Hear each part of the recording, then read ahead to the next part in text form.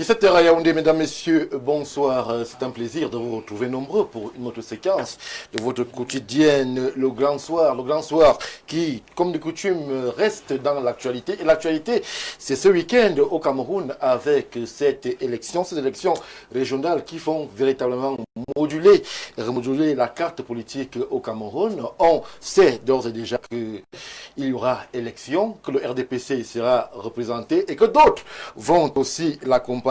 On va ensemble justement revenir sur ces forces en présence alors que certaines formations politiques brillent par un peu de cacophonie. Nous évoquerons la question FSNC avec justement ces communications ambiguës qui nous font savoir que le président Issa Chirouma Bakary, lui, dit niet à toute forme de participation de son parti à cette élection, ces élections régionales, alors que justement l'administration, on parle là du secrétariat général, lui met en avant l'essentiel pour cette formation d'être présent lors de ces joutes électives. On va en parler et évoquer en long et en large ces forces en présence lorsque l'on évoque cette étape majeure de la vie politique au Cameroun. Ça sera dimanche 30 novembre. On ira aussi du côté des grandes écoles au Cameroun avec une question: est-ce que tout le monde peut y accéder?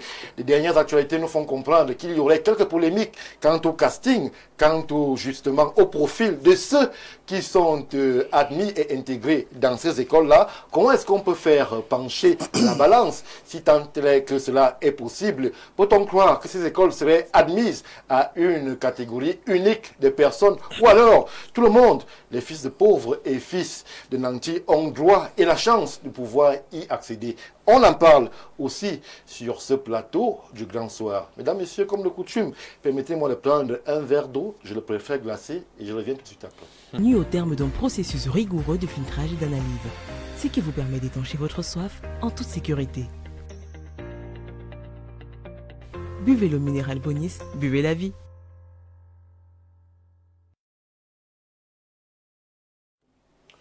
Retour sur le plateau du Grand Soir et pour cette aventure dans l'actualité, nous avons 5 invités, 4 répondent d'ores et déjà présents pour cette aventure. Je vais commencer par vous, Dieudonné Tchedissé. Vous êtes président de formation politique. Il y a quelque temps encore allié pour la campagne du FSNC. Vous êtes sur le plateau du Grand Soir. Bonsoir et bienvenue. Bonsoir Stéphane, bonsoir à vos millions de téléspectateurs, bonsoir aux companélistes. Merci de l'invitation que vous nous faites. Je voudrais, avec votre permission, pour la première prise de parole, indiquer que la République a besoin de sérénité, oui, et que il faudra que les sous-préfets, il y a eu des militants qui ont été interpellés à Kono le 25 novembre, parce qu'ils disent qu'il y avait un rafle, mais il y en a qui ont été déférés, pendant que d'autres sont restés dans les unités. Donc du coup, il faudra la calmer, surtout quand on fait partie des arrondissements qui ne cherchent pas les problèmes. Donc il faudra que ceux-là soient libérés et que les autres également soient libérés. Parce que voyez-vous, pour construire un pays, on a besoin de paix.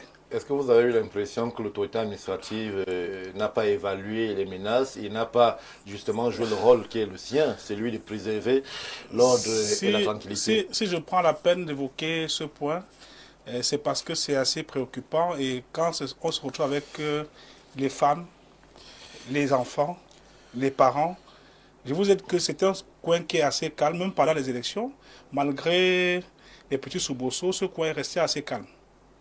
Et si les militants de là-bas ont posé le problème, c'est parce que moi, au moins, j'ai l'occasion en tant que président national de poser cette question de façon plus... Et ce qui est curieux, c'est que les élites, d'accord, on reste silencieuses. Après, et quand on va commencer... On va pas faire un procès aux élites, non, monsieur. C'est important parce que lorsqu'il y a la campagne, ils évoquent là qu'on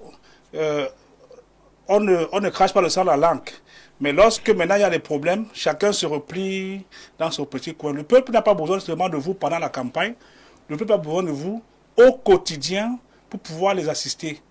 Ne venez pas seulement quand il y a la campagne pour pouvoir réclamer l'appartenance à notre communauté. Merci, Dieudonné, pour la présence sur ce plateau tout en face de vous.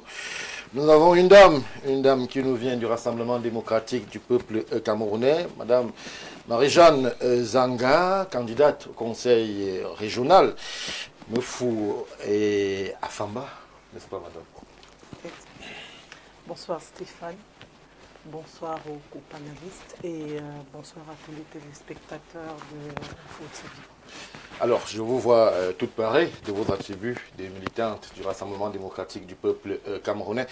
En un mot, comment se déroule la campagne? On a l'impression justement que c'est une affaire de grands électeurs et que le petit peuple n'est pas très concerné. Alors, vous savez, le RDPC est un parti très organisé.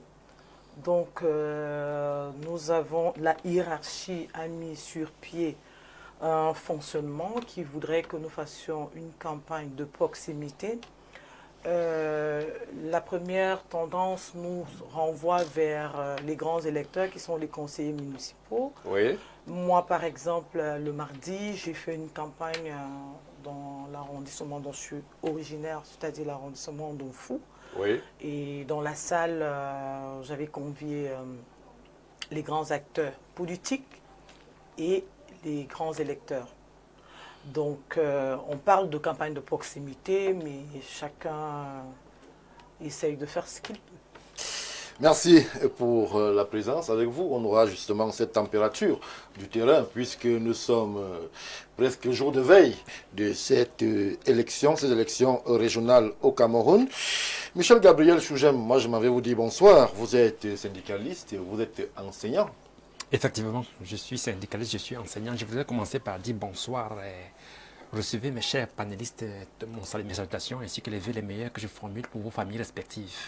Merci. Je saisis l'occasion, monsieur le journaliste, pour, n'est-ce pas, saluer mon ami, mon collègue, mon frère syndicaliste, monsieur Roland Assoua Etoga, qui a effectivement été libéré depuis environ plus d'une semaine.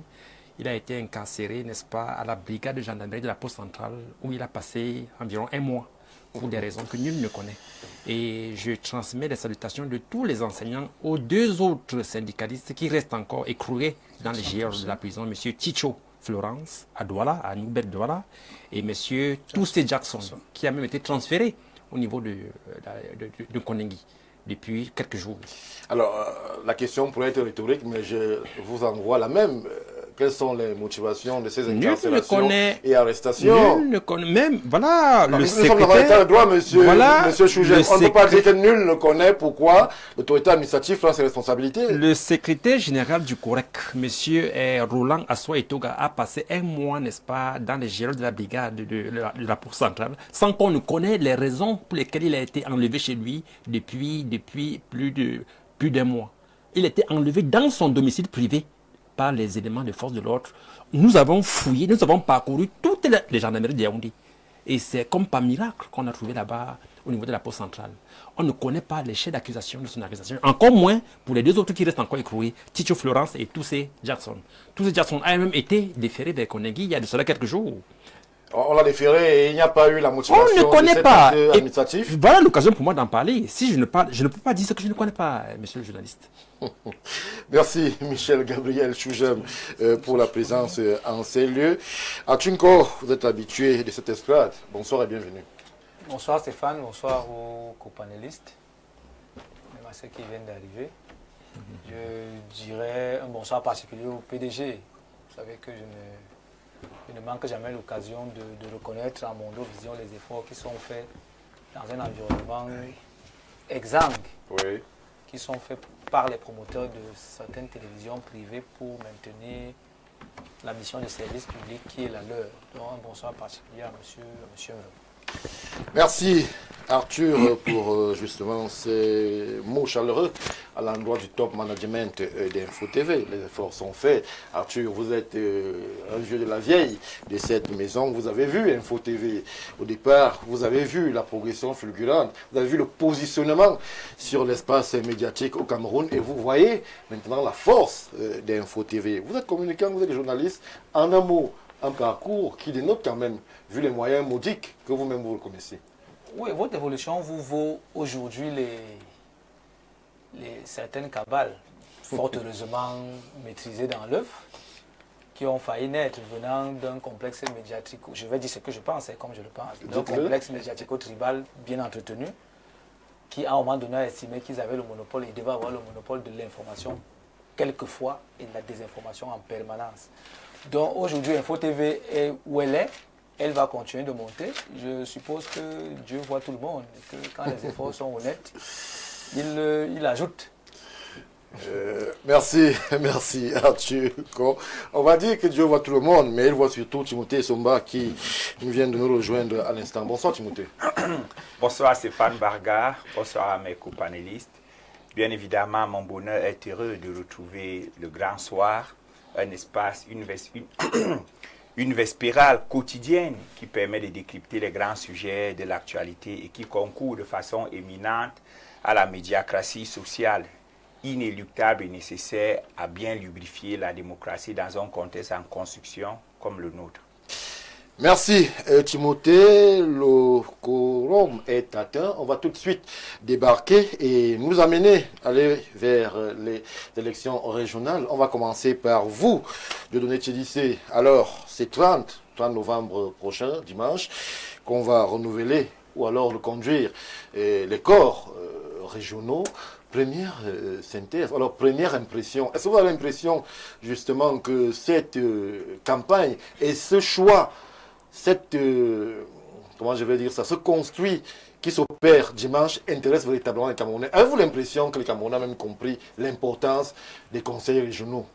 Est-ce que la décentralisation qui devrait s'opérer, les Camerounais ont bien saisi dans son construit? Quelle est l'orientation à donner pour les régionales? Stéphane, je voudrais me poser sur vos épaules pour indiquer que les Camerounais ont bien compris. Mais est-ce que les conseillers régionaux ont compris leur mission? Moi, je suis citoyen. Je ne sais pas l'impact immédiat que le conseil régional a sur ma vie. Il se trouve qu'on a besoin de l'éducation des conseillers régionaux d'abord, la formation, oui, et les sensibiliser sur les missions. Parce qu'à longueur de journée, nous avons comme l'impression que les gens ont été élus pour porter les macarons, se balader dans les ministères pour trouver les marchés publics, avoir la première place dans les manifestations. Pourtant, il y a un pan assez important. C'est assez caricatural ce que vous dites. Mais puisque de ma position en tant que responsable politique, je dois présenter ce qui est. Oui. Je vais vous prendre un cas simple. Si je prends la région de la Damawa, vous avez le lac Tison. Le conseil régional a pour mission également de développer les sites touristiques. Oui. Le lac Tison est abandonné à 12 km de Ngaoundéré dans la brousse. Ils sont à attendre les budgets et au-delà. Vous avez, prenons encore la région du littoral, au niveau de Soué-la-Barre ou de Yoyo. Qu'est-ce que le conseil régional littoral a fait pour développer ce site touristique? Vous avez la mobilité urbaine. Tout à l'heure, quand j'arrivais sur votre plateau, j'étais surpris de me rendre à l'évidence que nos routes de Yaoundé recommencent à devenir Ebola-Koun, des villes poubelles. Oui, c'est vrai que ça a un peu changé. Non, je vous le dis parce que le taximan m'a même demandé, oh, c'est beaucoup d'argent.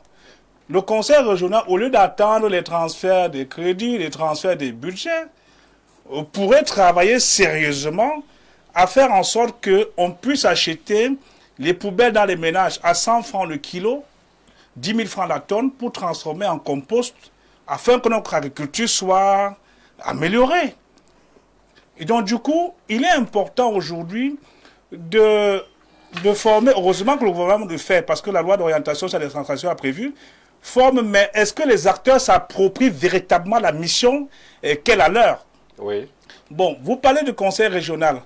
Je ne vais pas être en train de pleurer, mais il vous souvient que si on voulait faire une observation particulière sur est-ce que ceux qui sont en train de voter ce conseil municipal incarnent encore les aspirations de la majorité profonde des Camerounais, je vous dirais que le président de la République avait signé en son temps un décret prorogeant les mandats des élus.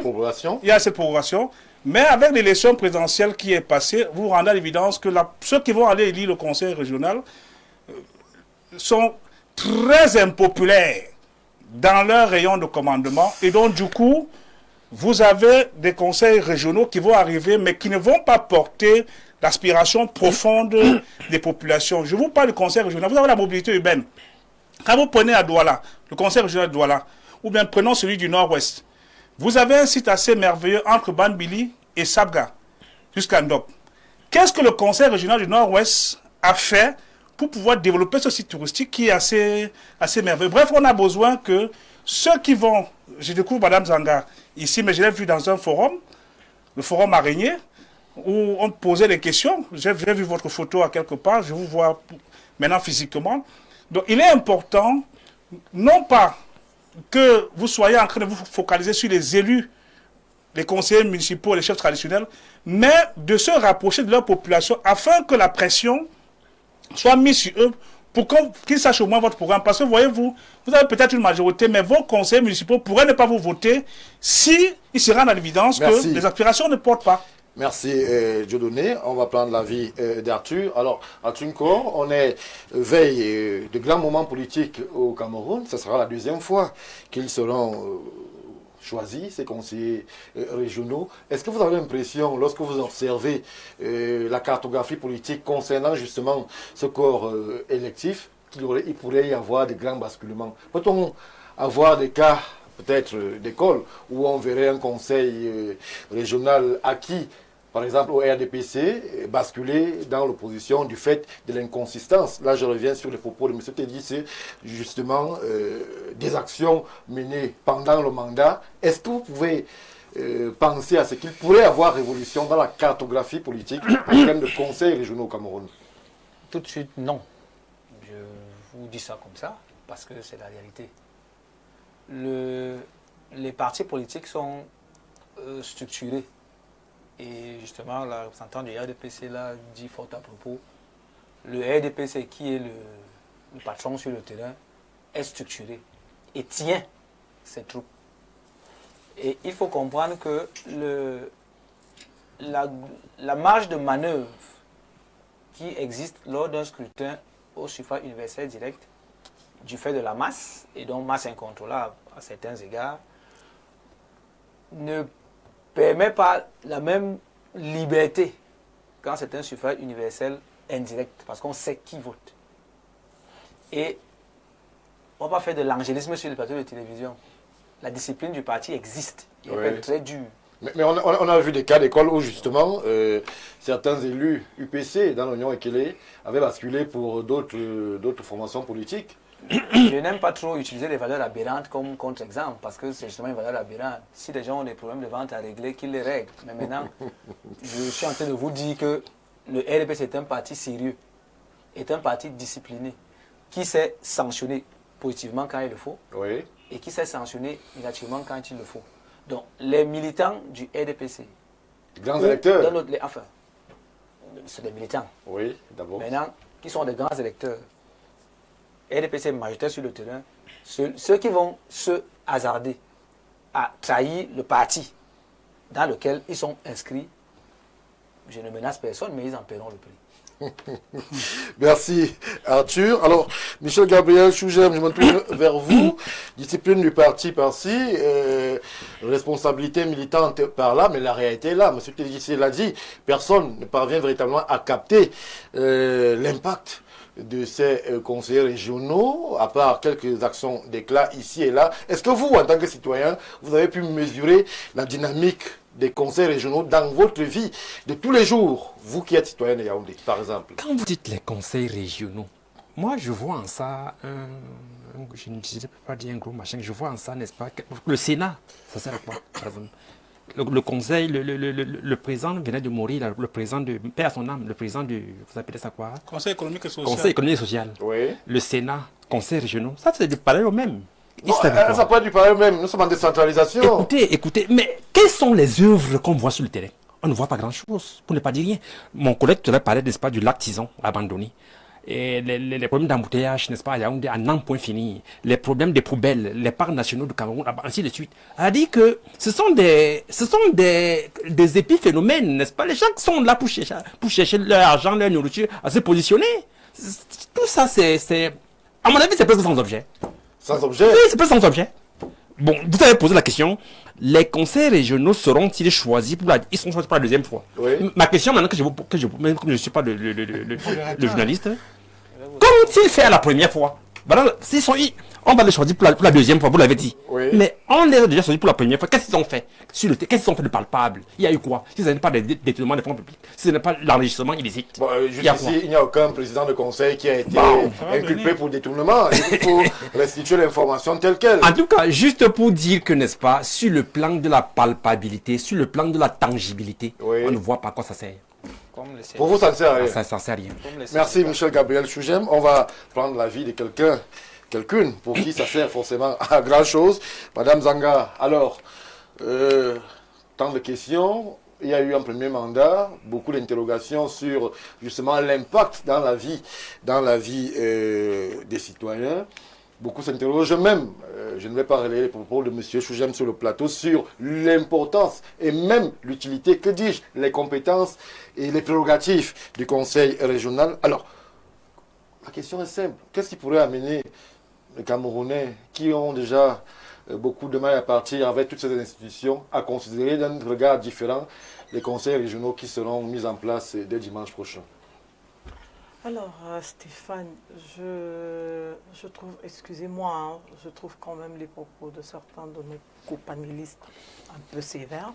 Oui. Nous sommes un pays africain et nous sommes un État et c'est une institution qui est nouvellement créée. Ça va très vite de parler de détournement. Il est possible que dans certaines régions et dans un secteur, mon copanéliste a évoqué le secteur du tourisme, Oui. dans certaines régions où ils n'ont pas ressenti la présence du conseil régional. Mais moi, je parlerai d'une région dont je suis originaire, qui est la région du centre.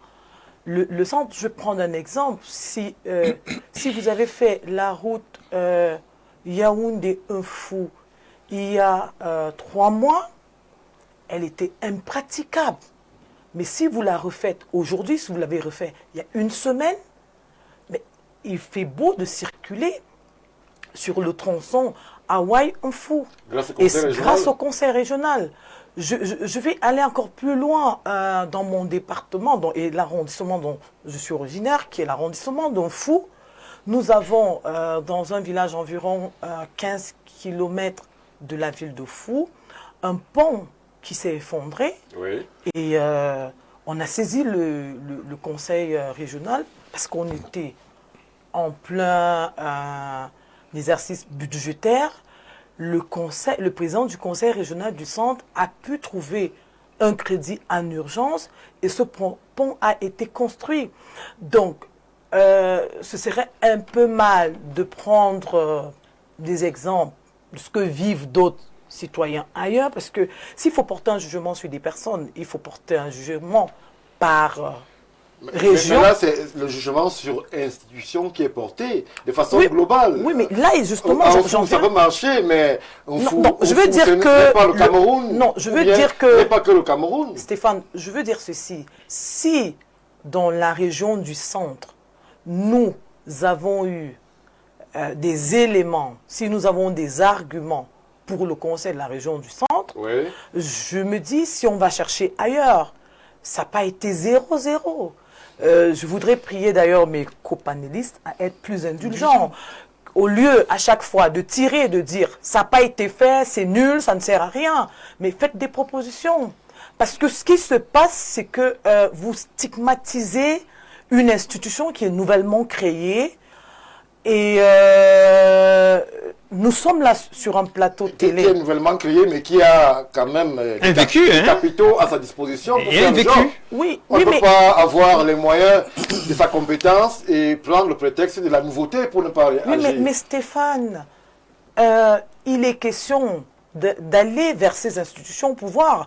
Eux, ils ont parlé d'un secteur assez précis. Est-ce que vous êtes sûr que c'est totalement zéro? Parce que c'est une institution qui couvre plusieurs secteurs. Oui.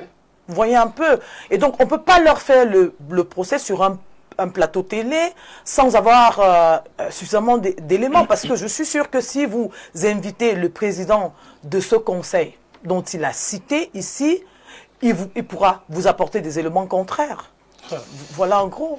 Merci, Madame Zanga. Je reviens vers vous. Le temps de recueillir l'avis de Timothée Essomba sur le plateau. Alors, Timothée, c'est vrai que le débat, au-delà des forces en présence, que tout le monde connaît, avec le mastodonte RDPC et les autres, on a le premier débat qui est celui même de l'utilité et de l'importance, même dans la vie des citoyens, de ces conseils régionaux.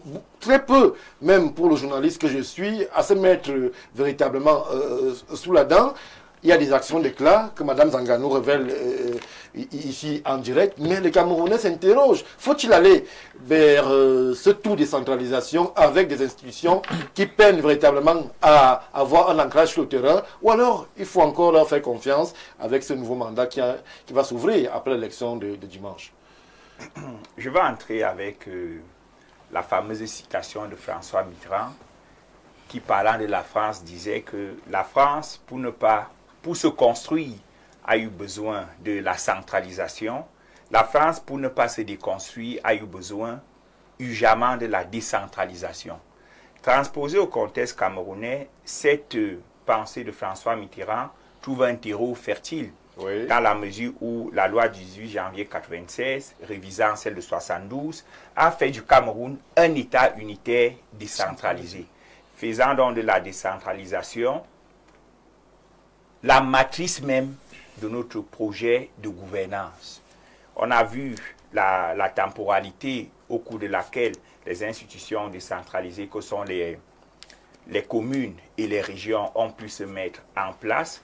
Il est aujourd'hui question, non pas de les anathémiser, comme j'entends certains co-panélistes le faire, mais davantage de les bonifier. Mais on ne peut pas passer dans une indulgence éternelle, Timothée Essomba. Il y a eu un mandat qui a été prolongé, mais là, jusque-là encore, les citoyens s'interrogent.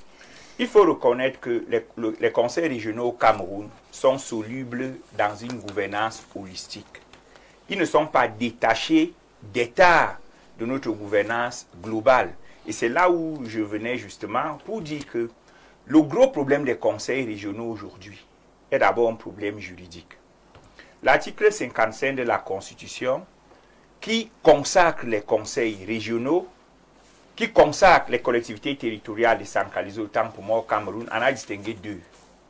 Les communes et la région, ou alors les communes et les régions. Mais il s'est posé un problème au niveau infraconstitutionnel. Parce que l'alinéa 2 de cet article dit que toute autre forme de collectivité territoriale décentralisée peut être créée par la loi. Il se pose donc un problème, c'est que on a réussi, entre la commune et la région, à créer une entité qui émascule en même temps la commune et la région, qui s'appelle la mairie de ville. Je ne sais pas en vertu de quel principe juridique de hiérarchie des institutions consacrées par la Constitution réussissent à être plus maîtresses sur le terrain, autant pour moi, réussissent à se faire défier sur le terrain par une institution instituée par la loi. C'est un premier problème. Oui. Résultat des courses, dans toutes les régions au Cameroun, on a l'impression que c'est la mairie de ville qui fait tout. C'est plus une question de perception. Parce que s'il faut faire le bilan des régions, le bilan, il est là. En termes d'enjeux acquis, si je prends le cas de la région du Centre, la région de l'Ouest a particulièrement brillé avec les RIDEO. La région du littoral a brillé avec une foire qui a été répétée pendant plusieurs années et qui a permis aux communes d'obtenir, de se connaître, d'obtenir des partenariats. Donc, les régions travaillent. Mais, à côté du problème institutionnel que je viens d'évoquer, il y a un autre problème lié au transfert des ressources et des compétences. Parce qu'on n'a pas besoin d'être un juriste accompli pour se rendre compte que les régions au Cameroun ne jouissent pas de la plénitude de leurs compétences consacrées par l'article 205, par les articles 267 à 273 du Code général des collectivités territoriales décentralisées. Si je dois me résumer, je vais dire qu'il faut fonder un espoir en la région, qui est l'issue vers laquelle nous devons aller tous. Parce que si nous biaisons l'aventure vers la région, nous allons biaiser la décentralisation.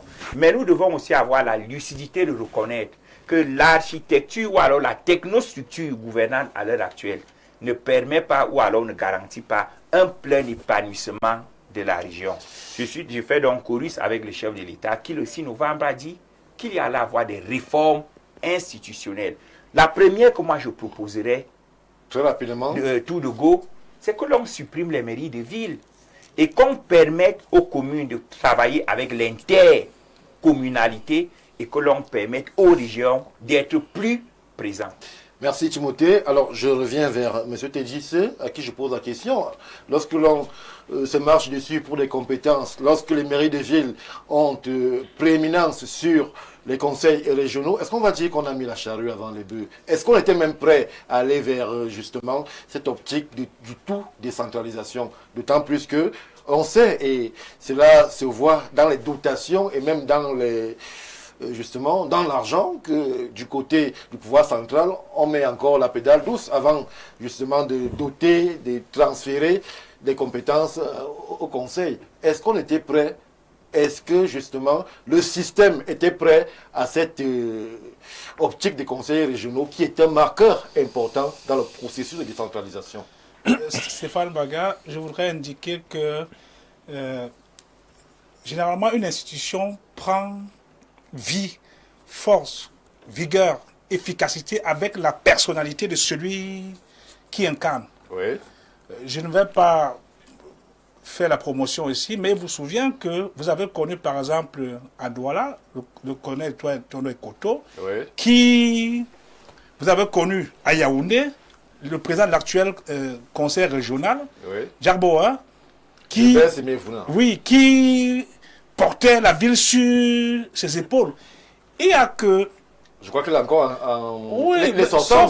sauf il est candidat à cette succession. Non, sauf que à un moment donné, ce n'est plus le même Djarboa que j'ai connu. Je préfère qu'on parle le même président Timevuna que j'ai connu les années antérieures. Tout à l'heure, madame, la candidate au conseil régional a évoqué les bons points de la région du centre. Félicitations. Mais je voudrais vous indiquer que dans l'arrondissement de Bibé, vous avez les chutes de Ngok. Je reviens toujours sur le tourisme. Vous avez le mont Angouma qui pourrait faire... On a besoin des gens qui ont des projets pour être élus. J'ai comme l'impression que des gens sont élus et ils découvrent le potentiel après. Je vous prends un cas simple. Vous avez, parlant de la région du centre, prenons l'axe d'Union, partant d'Ayos, Balmayos et suivant. Le conseil régional, puisque vous demandez qu'on apporte des propositions, pourrait signer par exemple des conventions avec la mairie de Séoul à l'effet de draguer ce fleuve, faire des écluses et faire qu'il y ait un transport fluvial. Pourquoi avec Séoul particulièrement? Mais parce que Séoul, dans ce domaine, est capé en termes de chantier naval. Je vous dis un travail que nous avons déjà commencé à faire au niveau du PCPDC. Tout à l'heure, vous avez parlé toujours de la région du centre. Oui.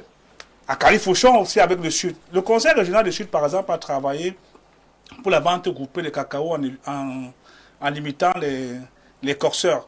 Mais nous attendons que le conseil régional, des conseils régionaux, qu'au lieu qu'ils soient en train d'être dans la dynamique de tout attendre des budgets, par exemple, de faire qu'il y ait des unités de transformation de cacao dans leur bassin de production pour que le cacao sorte en produit fini. Mais la question serait, est-ce que le conseil peut tout faire le même jour?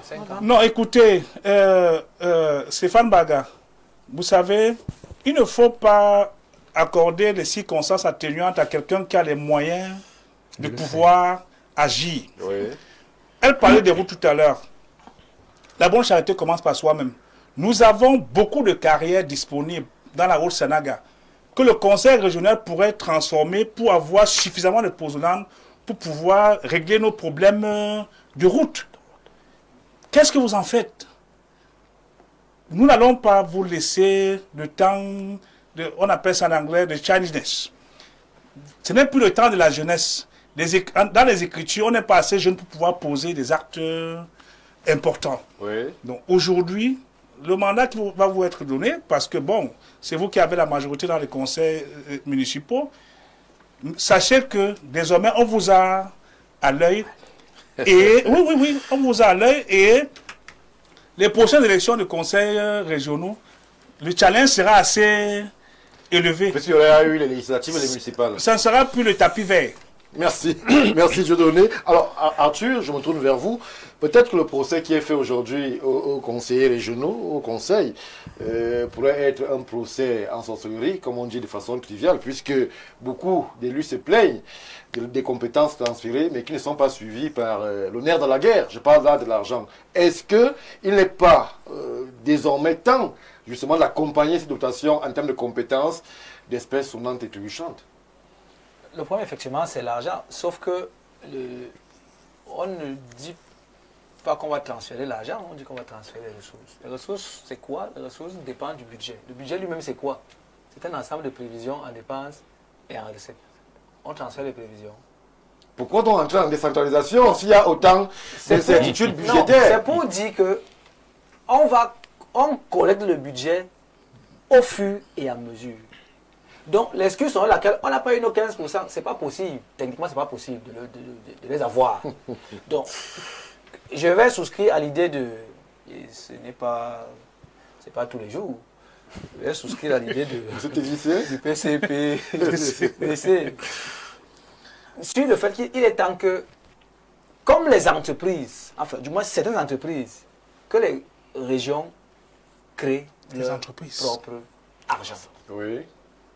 C'est le principal problème. Je ne vais pas citer une entreprise qui me pose un Mais problème. est-ce qu'à ce niveau, vous avez l'impression que justement, les profils qui sont dans les conseils ont l'expertise ou alors le talent pour comprendre que désormais, ils sont libres justement de se mouvoir, Oui. de ne pas tout attendre de l'État central? Est-ce qu'ils le comprennent même, les maires, les élus et les chefs? C'est un débat qui va être posé à un moment. Et ma position là-dessus est dure. Elle est même très dure. Parce qu'on ne peut plus trouver en 2025 des élus, peu importe le niveau des élus qui n'ont que le BPC. Vraiment, je n'ai rien contre eux. Mais il va bien falloir à un moment donné qu'on pose le problème. Parce que c'est de la technique, de l'ingénierie et financière, et politique, et administrative. Pour trouver de l'argent, il faut savoir, il faut être formé pour le trouver. Oui. Et dans certains exécutifs régionaux ou communaux, il n'y a pas cette expertise. Il faut qu'on se... L'État accompagne avec des experts. Oui, c'est un autre problème, puis il faut les payer les experts. Donc, si vous n'avez pas l'argent pour vous payer vous-même, vous allez payer un expert avec quoi? Donc aujourd'hui, il est temps il faut que les profils, les profils c'est encore, vous savez qu'ils n'aiment pas les grands mots à la télé. Il faut que les CV des gens Soit connus. Oui. C'est trop flou. Oui. Je suis désolé. Et ça, je le dis pour tous les partis, ça dit RDPC, Opposition. SDF, c'est-à-dire opposition comme parti au pouvoir. Oui. Les profils sont flous, trop flous. Et c'est ce flou-là donc qui entraîne et les cooptations, et l'absence des primaires, et les parachutages. C'est tout ça aujourd'hui. Oui. Parce que venir à la télé expliquer, c'est vrai que c'est compliqué. Aligner 3 phrases, c'est compliqué. Donc, si aujourd'hui on fait une dictée, ça va être compliqué pour certains élus. Donc, aujourd'hui, le monde change. Ça va vite. Les élus ne savent pas utiliser les ordinateurs. Aujourd'hui, au moment où je vous parle, ils ne savent pas ce que c'est. On est en 2025. Donc, il y a beaucoup de problèmes. Sauf que bon, le problème avec l'opposition, parfois, c'est que leur populisme matiné d'un peu d'angélisme fait souvent qu'on a l'impression que au pouvoir, tout se règle. Oui. Et on revient à la question du président Biya. Qui sont-ils? Ces magiciens qui pensent qu'avec un coup de baguette magique, ils vont régler les problèmes. C'est scalaire, c'est étape par étape. Le Cameroun est une jeune démocratie qui se construit. On apprend tous les jours. Merci, merci Arthur. Je me tourne vers vous, Michel Gabriel Chougem. Alors, dans le déroulé, justement, qui nous amène vers ces élections de dimanche, nous avons des formations politiques, lorsque l'on évoque les forces en présence, où règne comme une odeur de confusion. On a suivi sur ces différentes pages numériques le président Issa Chiroma Bakary du FSNC qui, de façon claire et précise, a déclaré que son parti ne serait pas de la course. Mais on a été surpris de nous rendre compte que le secrétaire général de ce parti-là, lui, il entrevoit les choses d'une façon totalement différente. Est-ce que là encore, à ce niveau, tout ce cafouillage, toute cette confusion n'est pas de nature à discréditer des instances qui, au départ, n'avaient pas beaucoup l'assentiment des populations? Je peux répondre par la positive à votre question. Pour n'est-ce pas, ce dilemme, je ne sais pas comment on peut appeler ça, c'est cette dichotomie qui semble exister dans le FSNC entre le président national et son secrétaire général. Mais tout le monde sait que dans une institution, dans une société, dans une famille, dans une entreprise, Oui. la parole du chef reste prépondérante. Oui, mais le chef peut être en difficulté quelque part. La parole du chef reste prépondérante, quel que soit, n'est-ce pas, le bord où on est. Donc, la parole du président national a primauté sur celle Est-ce du que général. le Cameroun d'aujourd'hui, lorsque vous voyez les enjeux, les intérêts, est-ce qu'il est encore opportun de jouer ou alors de faire la politique de la chaise vide? On peut être FSNC, deuxième en élection présidentielle au Cameroun et ne pas se projeter pour les élections régionales. Cela semble assez absurde. À observer de près. Le parti sait pourquoi il fait ça. Surtout que tout le monde sait que le président du FNC s'est toujours proclamé comme étant le vainqueur des élections présidentielles qui viennent de se passer. La preuve, c'est qu'il n'est pas dans le pays. La chance est donc finie. Voilà, Elle est donc on prouvée sait ça. maintenant sur le- Donc, c'est lui seul qui sait, n'est-ce pas, la voie dans laquelle il veut engager son parti politique. Mais j'ai été un peu content lorsque j'ai suivi tout à l'heure mon frère, M. Nko, Oui. lorsqu'il disait que il faut en finir, n'est-ce pas, avec ces élus qui n'ont que le BPC.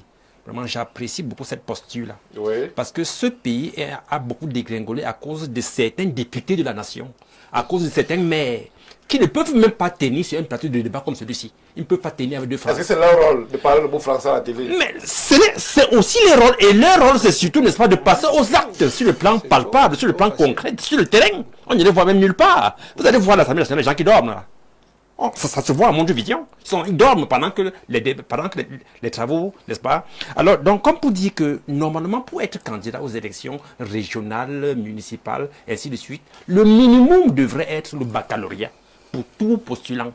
Et c'est à ce titre que nous avons salué, n'est-ce pas, dans notre syndicat, le président Biya, lorsque finalement il a signé le décret d'après lequel, pour participer, par exemple, au concours d'entrée à l'école normale d'instituteur, Oui. il faut avoir au moins le baccalauréat. Puisque auparavant, c'était le BPC, le probatoire. Alors, Est-ce que vous avez l'impression que le niveau a changé? c'est en cours. Il n'y a de cela que 2 ans. Donc, il est trop tôt, n'est-ce pas? Il est trop tôt de dire que le niveau... Mais ce qui est sûr, c'est que le niveau doit changer.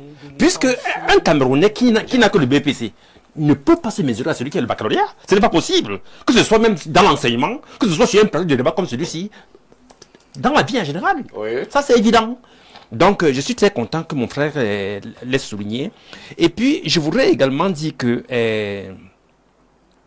vous voyez, tout à l'heure, ma soeur sur le plateau disait qu'elle demandait plutôt qu'on apporte des propositions. Oui. Des propositions. C'est important. Les propositions ne manquent pas. Si je prends encore le cas des enseignants que nous sommes, c'est depuis longtemps que nous proposons, n'est-ce pas, que la tenue du Forum national de l'éducation, depuis une trentaine d'années. Oui, avec le conseil C'est la même national. chose. Même chose avec le statut spécial des enseignants que nous attendons depuis déjà plus de 20 ans. Donc, nous proposons... le rapport avec le conseil régional, on sait qu'il y a les compétences. Juste pour dire, Ils sont obligés au conseil, mais- Stéphane, rapport. juste pour dire que nous, n'est-ce pas, nous sommes un peu découragés d'arriver à ce stade de conseils régionaux parce que ce qui a été fait en avant n'a pas été validé. Vous voyez, ce n'est pas motivant.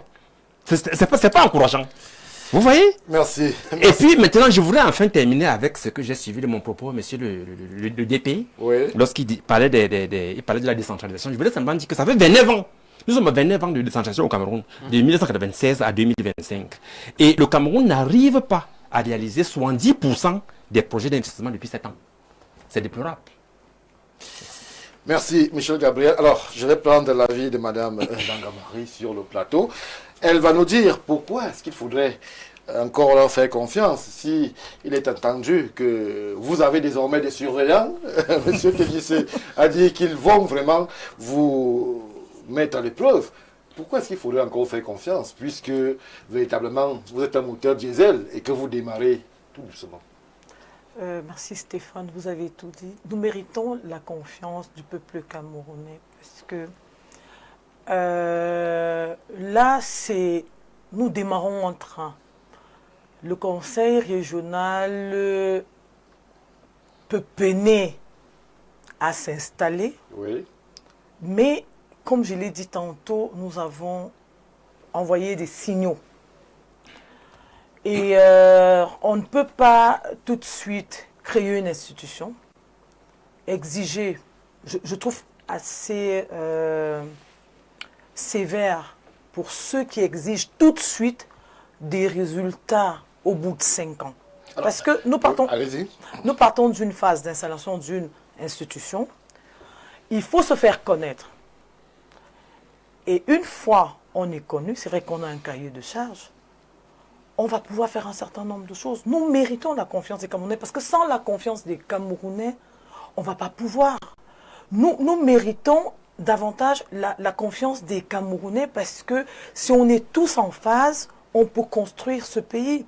Même si, je prends un exemple, je préfère toujours d'abord m'arrêter sur ce que je connais. Allez-y. Si nous parlons de la région, du conseil régional du centre, nous avons à la tête du conseil régional du centre quelqu'un qui a fait ses preuves. C'est vrai. Mon copanaliste l'a dit tout à l'heure. Il l'a reconnu. Donc, sur ce point-là, nous savons que cette personne n'a pas changé. Nous savons de quoi cette personne est capable. Et son bilan parle de lui-même. Je refuse de parler des autres régions parce que personnellement, je n'en sais pas grand-chose. Et je n'en sais pas grand-chose de ceux qui président. Est-ce que vous alignez derrière le postulat de M. Mko qui pense que désormais, dans l'aventure de décentralisation, il faudrait interroger les profils? On ne peut plus avoir des maires cueilleurs de de palme ou alors des conseillers municipaux, vendeurs de livres. Je suis d'accord avec lui à moitié. Je vais vous expliquer pourquoi. Allez-y. Ce pays, aujourd'hui, moi, c'est mon avis, il souffre de trop d'intellectualisme. Merci. C'est une grosse maladie. Au Cameroun, on présente des grands ingénieurs, des grands assermentés, mais sur le terrain, Ça ne vaut pas la peine. on a des problèmes. Mais il faudrait quand même avoir un minimum syndical. Si on a un conseiller qui s'est à peine saisi, Stéphane, ou alors ouvrir mais une machine. non, Stéphane, nos parents, dans les années 80, qui ont fait leur preuve dans ce pays, qui ont construit ce pays, est-ce qu'ils savaient ouvrir des ordinateurs? Nous sommes en 2025. Oui, mais est-ce que le Cameroun peut encore se positionner en 2025 comme en 65? Oui, mais vous savez, moi je vais vous dire. Dites-nous. J'ai une capacité en droit. Oui. Mais ma mère n'avait que son BPC. Mais j'ai vu ma mère corriger les textes des doctorants. Rédaction française. Oui. Pour dire quoi?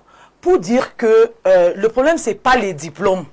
Vous avez des Camerounais qui sont bardés des diplômes, mais qui n'ont pas de base. C'est pour ça que je suis pas totalement d'accord avec mon frère. Parce que, oui, on est d'accord qu'au jour d'aujourd'hui, la technologie avance, il faudrait que les gens soient formés. Mais on est aussi d'accord que le problème pour moi, c'est mon avis, c'est la qualité de la formation. Alors, pour faire, ne serait-ce que justement allusion à cette qualité de la formation, il faut quand même avoir un minimum pour faire des joint ventures ou des partenariats avec Séoul, comme le proposait M. Teddici. Si on n'a qu'un CP, avec tout ce que cela peut avoir comme point d'interrogation, en 2025, je ne pense pas qu'on a des maires qui n'ont que des CP, et encore que ce sont des institutions au profil assez flou. Oui, bon, ça je peux vous le concéder, mais ce sont des institutions et puis qui sont entourées, qui sont bien entourées. La véritable question, c'est que si vous regardez le Cameroun, prenons le Cameroun de 2010 à 2025. Tous les jours sur les plateaux télé, c'est des grandes théories.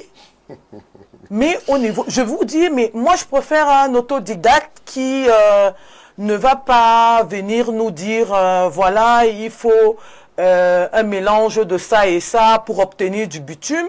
Moi, je veux un maire qui est capable de dire, OK, le bitume, ça coûte cher, je vais viabiliser 500 mètres de route, je vais rentrer sur des méthodes de pierre ancestrale et de je ne sais pas quelques mélange que ce soit pour que ce soit praticable.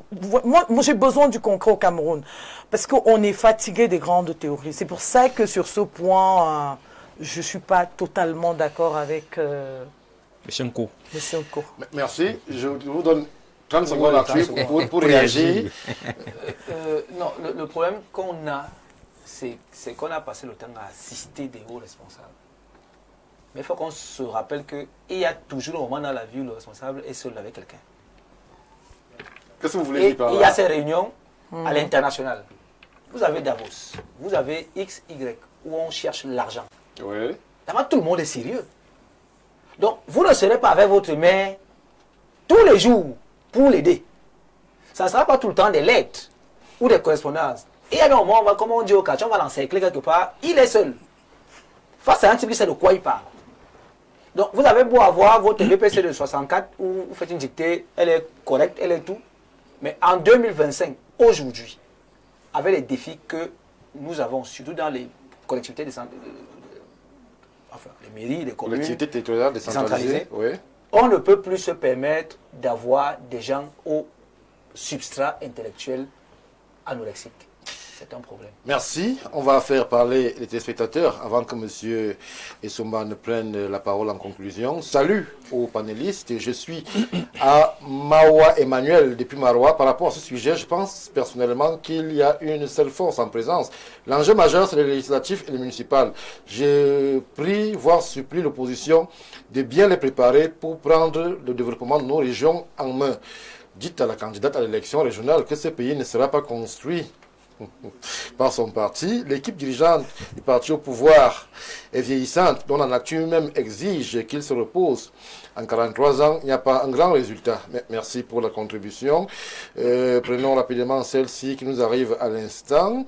Bonsoir à vous sur le plateau. Moi, je ne suis pas d'accord avec ceux qui parlent du niveau scolaire pour être élu du peuple. Je pense qu'il y a la sagesse à part et l'intelligence. Et un dirigeant doit beaucoup plus avoir les qualités de sagesse.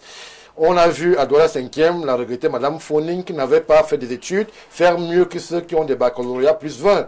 S'il faut même regarder le niveau scolaire, ça veut dire que tous ceux qui devront aspirer à être élus du peuple devront tous avoir des diplômes en management, parce que c'est lui qui a un diplôme en lettres, en dehors de bien s'exprimer, je ne vois pas quelle richesse il pourra créer. Merci pour la contribution. Malheureusement, elle n'est pas signée. Bonsoir à vous sur le plateau et très belle émission. Merci. Le problème chez nous, c'est le manque de volonté. Ceux qui nous dirigent n'ont pas un premier diplôme. Pour être recruté dans une grande société de notre pays, il faut... Bon, là, il faut faire attention lorsqu'on fait des déclarations sur des médias. Personne. Vous avez une preuve qu'il faut baisser la culotte pour être recruté dans une société au Cameroun. Moi, je pense que ce n'est pas vrai. Merci pour la présence. Bonsoir au grand plateau du Grand Soir. Un salut particulier au présentateur de l'émission, merci. La réalité avec la politique, c'est qu'il est très difficile de sortir de nulle part et devenir un élu du peuple. Même si la démocratie, c'est la dictature du plus grand nombre, il est impossible de se faire connaître. Monsieur Stéphane Barga. Jean-Bruno Afan Oyen, depuis Yaoundé. Bonsoir à vous, chers frères. Bonsoir le plateau. Régional, c'est une vraie et simple distraction. Le problème insoluble actuellement au Cameroun est la mise en place du nouveau gouvernement. Le reste n'est que théâtre. C'est Richard depuis Libreville. Alors, je vais supposer que Richard est un Camerounais et je vais demander à Timothée et Somba, est-ce qu'au fond, lorsque vous suivez cette réaction de Richard, elle pourrait être anecdotique, mais elle pourrait être aussi le résumé de la pensée des Camerounais qui, bon, conseil régional, oui, mais peut-être gouvernement pour impulser une nouvelle dynamique d'abord. Non, il faut éviter d'aborder des questions dont on ne peut avoir la maîtrise. J'ai souvent coutume de dire qu'on fonde le bonheur sur ce qu'on peut. Vous avez quel outil pour obliger le chef de l'État à faire un remaniement? Même la Constitution ne l'a pas camisolé à le faire durant une période. Là, nous sommes en période électorale. Une élection pour moi qui est cruciale. nonobstant le côté famélique du collège électoral, qui est davantage dominé par l'obésité du RDPC à ce niveau, une obésité que je ne conteste pas, puisqu'elle est issue des urnes. Mais il faut reconnaître que les conseils régionaux au Cameroun ont un problème. Elles ont un boulevard législatif textuel qui est malheureusement contrarié par des difficultés empiriques. Parce que nous avons au Cameroun une sorte de décentralisation rédhibitoire qui est fortement jacobinisée. Et tous les experts s'accordent à le dire. Oui. Vous avez vu ce qui se passe avec la loi sur la fiscalité locale. Elle peine à éclore. Et ce n'est pas du fait des conseils régionaux. Là, c'est du fait des fonctionnaires tapis dans les ministères qui ne veulent pas lâcher du lest. Parce qu'il y a plusieurs manières de vous refuser quelque chose. La loi vous en donne. Mais quelqu'un qui est chargé de traiter le dossier décide de se hâter lentement. Qu'est-ce que vous faites? Ça devient très compliqué pour les conseils régionaux. C'est pour ça que la seule issue pour moi, c'est une réforme. Parce que même au niveau des compétences, le Code général a clairement défini les compétences. Sauf que lorsque vous êtes maire de ville et que vous écrivez au ministre des Finances pour le déblocage des fonds, de façon concurrente avec un président de conseil régional, même au niveau de nos mentalités, le premier réflexe du ministère des Finances est de virer les fonds à la mairie de la ville, qui a une épaisseur dans le temps et dont on a déjà vu la capacité opérationnelle.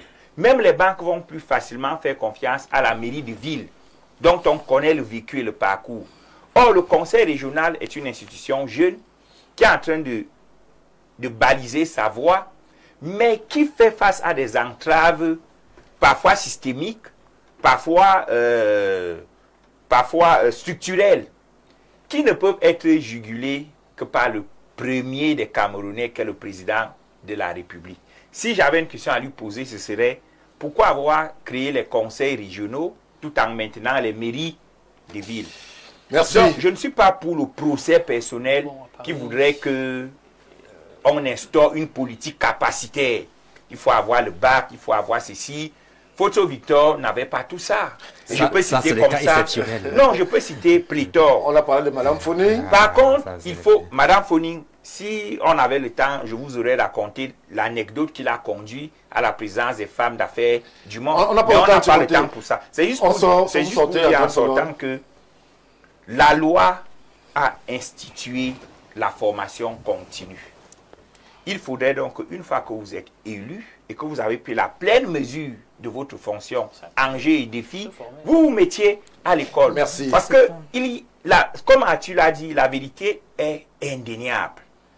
Au conseil municipal et au conseil régional, c'est politique. Mais une fois que vous sortez de là, vous ne serez plus avec votre assistant, votre avocat. Il y a des partenariats qui ne se négocient que dans le huis clos. Et là, si vous n'êtes pas capé, vous allez passer devant les opportunités. Merci, merci. On prend une ou deux réactions avant que M. Télévissé ne dise un mot, puisqu'il insiste. Moi, c'est Joseph Bina. Merci pour le partage d'expérience, cher monsieur. Bonsoir, grand soir, très belle thématique et bonsoir particulier à monsieur Tédissé. S'il vous plaît, dites aux syndicalistes de faire un effort de lire le préambule de la Constitution du Cameroun. Il n'est mentionné nulle part qu'il faut un background pour être Qui a dit ça? élu législatif ni municipal, mais juste un résultat pratique et physique. On a parlé du Docteur principe. Abdourahmane, président de l'association des étudiants du Septentrion. Merci pour la communication. S'il vous plaît, donnez-nous le nom de la belle dame. C'est pas l'objet des débats. Elle est candidate, elle a bien besoin de se faire connaître. Elle est candidate, c'est madame Voilà. Zanga Marie. Marie-Jeanne Zanga. Si vous voulez pas se faire connaître, c'est venu ici. Et ça nous permet, pour sortir, de dire un bonsoir particulier à M. Oumarou Ousmanou, c'est le président du conseil régional, justement, de Garoua. Là-bas, de ce côté-là, on nous annonce qu'il y a justement du travail qui est fait. On voit des dotations, on voit un conseil sur le terrain. On espère que pour ce qui est de dimanche, les choses vont se passer dans la sérénité, dans la tranquillité et que justement, le bureau présidé par M. Oumarou Ousmanou sera reconduit dans la sérénité. Une fois que je l'ai dit, je prends la transition et je reviens tout de suite après. Oui, M. Tédissé, 30 secondes. Oui, Mme Zanga a évoqué les propositions. Je prends particulièrement le Conseil régional de l'Extrême Nord. Oui. Tous les ans, le ministre de l'administration territoriale va donner les matelas à la suite des inondations. Le Conseil régional de l'Extrême Nord pourrait, par exemple, mettre les moyens pour capter le lac de Maga, le fleuve Logone, le fleuve Blou Blou, pour produire du riz, du blé, du maïs à Chifi, de façon assez... Non, ce n'est pas un problème d'argent.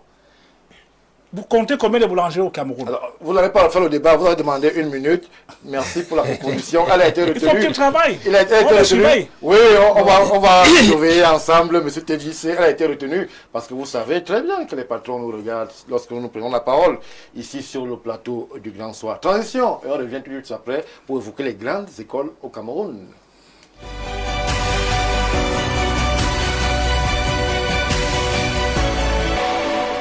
Retour sur le plateau du Grand Soir, nous quittons justement les débats politiques pour revenir à d'autres cieux. On va évoquer les grandes écoles au Cameroun, on les connaît, ENAM, IRIC et autres EMIA.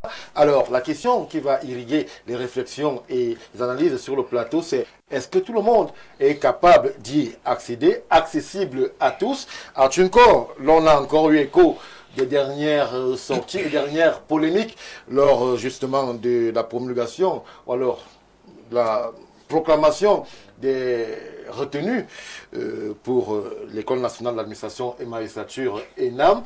On a eu l'impression que l'opinion se focalisait justement sur des noms bien connus et reconnus dans la République et pointer du doigt un manque d'accessibilité pour les autres moins nantis. Est-ce que vous avez l'impression que cette polémique est juste? Est-elle fondée lorsque l'on sait justement qu'il y a toute une batterie de mesures qui sont faites pour accompagner toutes les strates de la vie sociale au Cameroun? Est-ce que la polémique sur, par exemple, les résultats de l'ENAM est justifiée? Oui et non, le sujet est dialectique. Et on devient de mauvaise foi quand on n'a que l'antithèse ou quand on n'a que la thèse. Il faut dire tout de suite que chez ce qu'on appelle les riches, vous savez que je n'aime pas, bon, c'est pas comme on est bon à l'école. Donc, ce qu'on appelle les riches et ce qu'on appelle les pauvres, les fils de pauvres, les fils de riches. Donc, il y a chez les riches, vous avez des esprits brillants. Oui. Chez les pauvres, il y en a. Chez les riches, vous avez de parfaits cancres. Comme chez les pauvres, il y a de parfaits cancres. Donc, tous les Camerounais ont donc accès à ces écoles. Ça, c'est la première des choses. Et personne ne me démentira. Tous les Camerounais ont accès à cette école? À ces écoles. À ces écoles, Il n'y en oui. a pas qu'une. Il n'y en a pas qu'une. C'est vrai. Maintenant, la deuxième chose, c'est qu'il faut qu'on comprenne que la science ne sert pas seulement quand elle nous plaît. Ça veut dire que les sciences sociales ont des travaux solides. Oui. Sur la reproduction de l'élite. C'est pour ça que j'ai parlé de sujets génétiques. Il y a une thèse, il y a une antithèse. L'élite a le droit d'exister. Et il faut toujours partir du principe que tout le monde aime son enfant. Tout parent aime son fils. Naturellement. Donc, moi, président, mon fils va entrer là-bas. Donc, vous allez vous énerver, mais il est là-bas. Sauf que le problème commence quand il y a un flou dans l'opérationnalisation de cette reproduction. Oui. C'est là qu'il y a un souci. C'est pas elle le problème.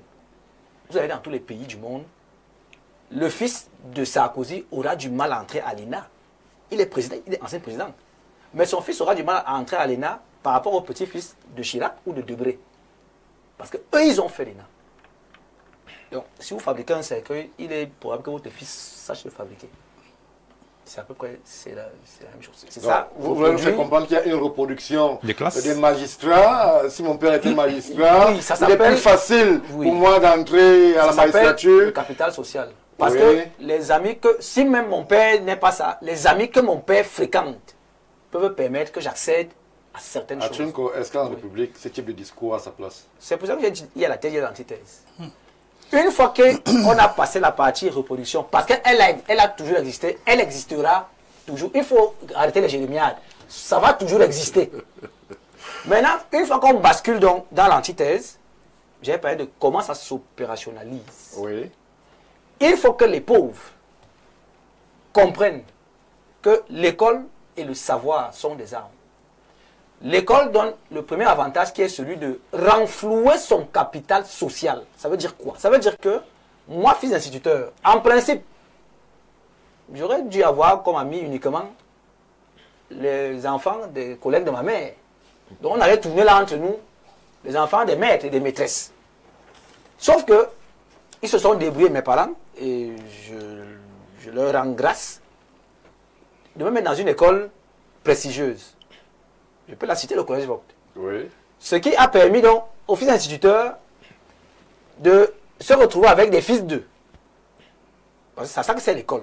L'école est l'un des premiers moyens, sinon, voilà, le plus efficace à ramener tout le monde. De sélection naturelle aussi, tout le monde n'entre pas à Vogt. Non, là c'est un autre débat. Et là on va encore venir, quand il prendra la parole, je vais vous dire, je vous ai dit qu'il y a les gars... Alors l'essentiel là-dessus. Donc, une fois que nous sommes au même niveau à l'école, vos familles disparaissent. Il ne reste que la compétence intellectuelle. Sauf qu'aujourd'hui, on veut faire quoi aux gens? Et c'est donc là que j'ai un souci. C'est que ceux qui ont créé la polémique, ceux qui portent la polémique sur les quelques noms, parce que ça fait 18 ou 20 noms. Oui. 20 noms de fils d'eux. On a oublié que le concours avait quoi? Même ce n'est que 2, c'est beaucoup. C'est plus de 80 ou 90 places. Ils ont droit à être là. 230. Voilà. Donc, on a pris 20 noms qui posent, entre guillemets, qui posent problème. On n'a pas vérifié s'ils sont bons ou pas. Et je peux vous dire que, ayant fait le collège Vogt avec des enfants d'eux, j'en ai fréquenté 2 brillants. Merci Arthur. Je l'ai dit, c'est vrai que les Camerounais s'interrogent sur la République, sur l'égalité des chances, lorsque l'on se rend compte, et à renfort de communication sur la question, que lorsque l'on observe les grandes écoles au Cameroun, en fonction des formats, et là je rejoins M. Encore, lorsque vous allez à l'ENIA, c'est très difficile de voir un fils de général ne pas y être reçu. Lorsque vous allez à l'ENAM, lorsque vous allez à l'IRIC, lorsque vous allez au CUS, lorsque vous allez à l'ESTIC, lorsque vous allez... Il y a toutes ces écoles-là qui sont des miroirs pour la société, mais dans lesquelles on retrouve aussi beaucoup de non-enfants de la République. Est-ce que l'égalité pour tous, ou la chance pour tous, ne devrait pas s'exprimer justement dans ces miroirs-là et permettre qu'il y ait véritablement une régulation et que seul le mérite et la compétence priment? Stéphane, ma mère était ménagère, mon père était vigneron et chasseur. Aujourd'hui, je parle au ministre. Venir poser la question de l'admissibilité dans ces écoles aujourd'hui, de l'accession dans ces écoles aujourd'hui, accessible, oui. C'est venir régler le problème par les conséquences. Or, il faut régler le problème par ses causes. Nous, au PCPDC, nous avons pensé que ces problèmes ne devraient pas se poser si nous avions changé le curriculum de formation académique depuis la maternelle, de façon à former des créateurs de richesses et non pas des chercheurs d'emploi. En temps normal, dans ces écoles, l'accessibilité aurait pu être la chose la mieux partagée si les résultats avaient été publiés par ordre de mérite, y compris ceux qui ont échoué. Les polémiques ne se seraient pas instaurées. Ce n'est pas un travail fastidieux. Non, non, écoutez. De ramener 5000 candidats, non, écoutez, de leur donner leur moyenne. Vous avez demandé aux enfants de constituer les dossiers. Vous avez dit rigueur et moralisation. Madame Zanga, j'interpelle votre parti politique. Vous avez dit rigueur et moralisation. Vous avez dit le culte de la méritocratie. Alors, messieurs, montrez aux enfants des ménagères, des vignerons et chasseurs, des maîtresses, que ayant fait la même école que mes camarades, dont on peut parfois évaluer les notes puisqu'on fréquente ensemble pendant beaucoup d'années, on a pu accéder à l'école, pas par ordre alphabétique, mais par ordre de mérite. Et il y a un examen qui est resté au travers de ma gorge. Les gens ne veulent pas respecter les lois. Vous avez l'examen du barreau de 2024, où l'article 7, alinéa 1 du décret 91/305 du 4 juillet 91, prévoyait que pour être admissible à l'écrit, il fallait avoir 10 suivants de moyenne. À l'oral, il fallait avoir 12 suivants de moyenne. L'arrêté numéro 617, bas DPJ, bas SG, bas MG6, 18 décembre 2023 prévoyait, à l'article 10, qu'il fallait avoir les mêmes conditions. Mais à l'arrivée, les gens vont publier les résultats par ordre alphabétique et vous disent que non, ils ont décidé de publier par ordre alphabétique parce qu'on va plus afficher notre. Bref, tout ce problème relatif à l'accession dans ces écoles pose un problème de corruption de notre système. Parce qu'il faut appeler le chat Par le chat. chat, avec son nom. Oui. C'est un problème de corruption. Et à l'Assemblée nationale, le 6 novembre, le peuple du Cameroun, que le Parlement représente, a remis un BIC au président de la République. Qu'il utilise ce BIC pour éradiquer ce cancer qui menace notre unité, parce que voyez-vous... Alors, monsieur Tedissé, Oui. Avant que le président utilise son bic, moi je vais vous poser une question. Est-ce que vous avez un pays au monde où il n'y a pas une élite administrative? Ok, écoutez un peu. Quand il faut convoquer les mauvais exemples pour justifier... Non, on pose des questions. Non, Bon. écoutez, l'élite administrative, je vous pose... Est-ce qu'il y a un pays où il n'y a pas de reproduction? Non, écoutez, il y a la reproduction des talents. Oui. Vous comprenez? Et je vais vous dire que l'école, c'est le seul baromètre qui permet, comme l'a dit tout à l'heure Arthur, de prendre les cancres des classes privilégiées pour envoyer au sous-sol et les meilleurs des classes défavorisées pour envoyer au sommet. Et le critère de ça s'appelle les notes, les évaluations. Et il est important, une société dans laquelle on construit des frustrations, parce que moi j'ai eu un problème par rapport à cette affaire. J'ai dit aux gens qui pleuraient dans les réseaux sociaux d'arrêter de pleurer. Parce que le 12 octobre, une grande majorité a décidé de continuer avec ce système de publication des résultats par ordre alphabétique, ce système de reproduction des élites de fils de X et Y. Ok, que chacun en assume. À ce niveau, je vous stoppe un moment Oui. et vous allez sortir par là. Oui. Qu'est-ce que vous, là j'interroge véritablement l'homme politique, vous faites des équilibres régionaux? Déjà, Est-ce que le critère compétence entre aussi dans le déploiement de l'équilibre régional? les pères fondateurs de ce pays, en pensant à l'équilibre régional, avaient très bien fait. Mais sauf qu'aujourd'hui, c'est devenu un outil de tricherie. Et il faut annuler cette affaire d'équilibre régional. Si on lance un examen, vous qui comprenez dans la région du centre, cela dit qu'on veut telle note. Vous qui comprenez la région de l'Ouest, cela dit qu'il veut telle note. Ces notes sont publiées et écoutez, permettez-moi, j'assume la paternité, c'est ce que je dis. L'équilibre régional est devenu aujourd'hui un moyen de passe-passe pour faire glisser les siens et créer des frustrations inutiles. Heureusement que pour un pays sérieux, ce que nous concevons au PCPDC, ce ne sera pas l'État qui sera là en train de créer des emplois, mais l'école va, à partir de son curriculum, donner le travail à l'enfant. Merci. Alors, Madame Zanga, c'est vrai que la question divise. Lorsque l'on jette un coup d'œil sur justement les résultats dans ces grandes écoles-là, c'est pas un crime d'avoir un nom prestigieux dans la République, mais pour certains Camerounais, lorsqu'ils sont alignés, on a l'impression que la République, il y a le Tanga Nord, il y a le Tanga Sud. Il y a eu un exemple à Lyrique où justement le président de la République avait été obligé de prendre un décret parce qu'il y avait eu une liste affichée à 17h et le soir et le matin, la liste avait disparu pour une autre. Est-ce que lorsqu'on a des exemples comme ça, est-ce que ça ne construit pas justement la montagne de frustration qui pourrait être celle des Camerounais d'en bas, qui estiment, via ces écoles, avoir aussi leur chance pour pouvoir changer de statut social? Stéphane, j'ai du mal quand les gens portent des jugements sur des personnes en fonction de leur nom. Est-ce que vous savez que vous pouvez être Stéphane Baga, ministre de la décentralisation par exemple, Oui. et avoir un homonyme qui est né, un homonyme qui est Stéphane Barga, mais qui est né d'une agricultrice et qui se forme, qui est admis à un concours. Et là, tout de c'est suite, un cas exceptionnel. Non, mais les cas qui sont portés à la connaissance de l'opinion sont des cas où justement on a des fils. Non, nous n'avons aucune garantie que ce patronyme correspond à un lien de sang avec tel. Je préfère dire avéré. Oui, moi je suis pas. Et puis, il y a quand même des cas dans ce pays, Stéphane. Tous ceux qui nous gouvernent là, s'ils sont une centaine, combien sont fils de milliardaires? Nous parlons du Cameroun 2025 peut-être. Bah oui, mais là, on commence par... Parce qu'il faut faire comme si... Ceux qui gouvernent sont d'une génération un peu plus avancée. Oui, mais non, mais si nous sortons de ceux qui nous gouvernent, allons dans l'administration centrale au Cameroun. Celui qui a accès à tous les livres, lui, il est bête. Allons dans l'administration centrale, là. Tous ceux qui sont directeurs et qui sont de notre génération. Oui. Ils ne sont pas tous fils de tel ou de tel. Pour moi, c'est un débat qui n'a pas lieu d'être. Là, pour le cas que vous évoquez, les gens font une fixation sur un patronyme. On s'arrête là. Il y a un enfant qui a été admis à l'INAM, cycle B 2025, il s'appelle Atanganji. Oui.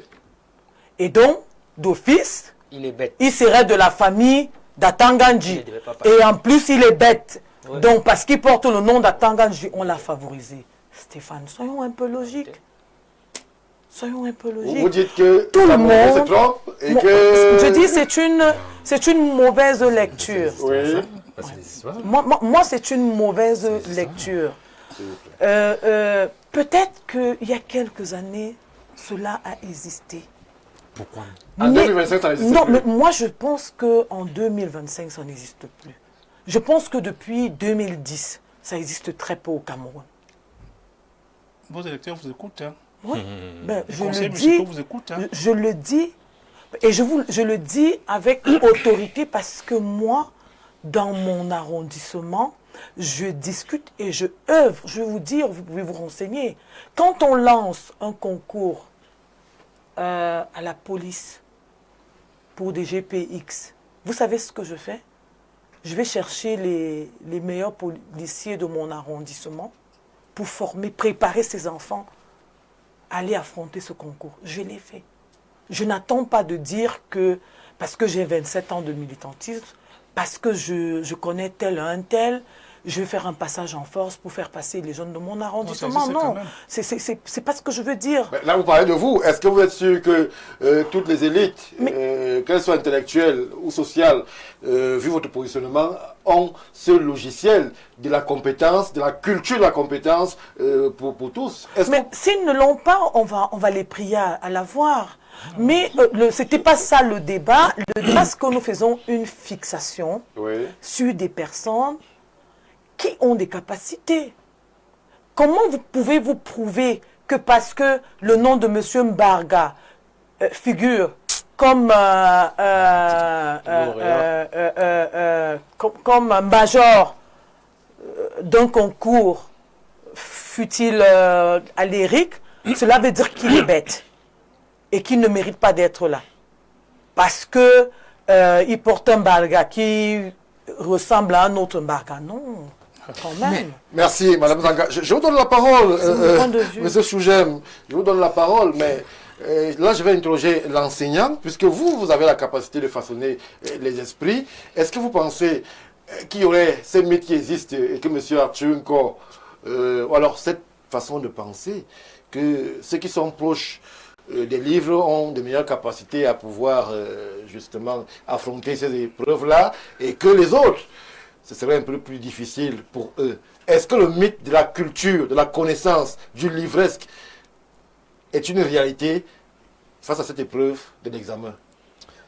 Écoutez, je vais vous prendre un cas très simple. Allez-y. Lorsqu'on a la chance d'être un enfant d'enseignant, quand on a la chance d'être né d'une mère et d'un papa enseignant, Oui. on est déjà bien parti sur le plan scolaire, surtout sur le plan scolaire, et même au-delà.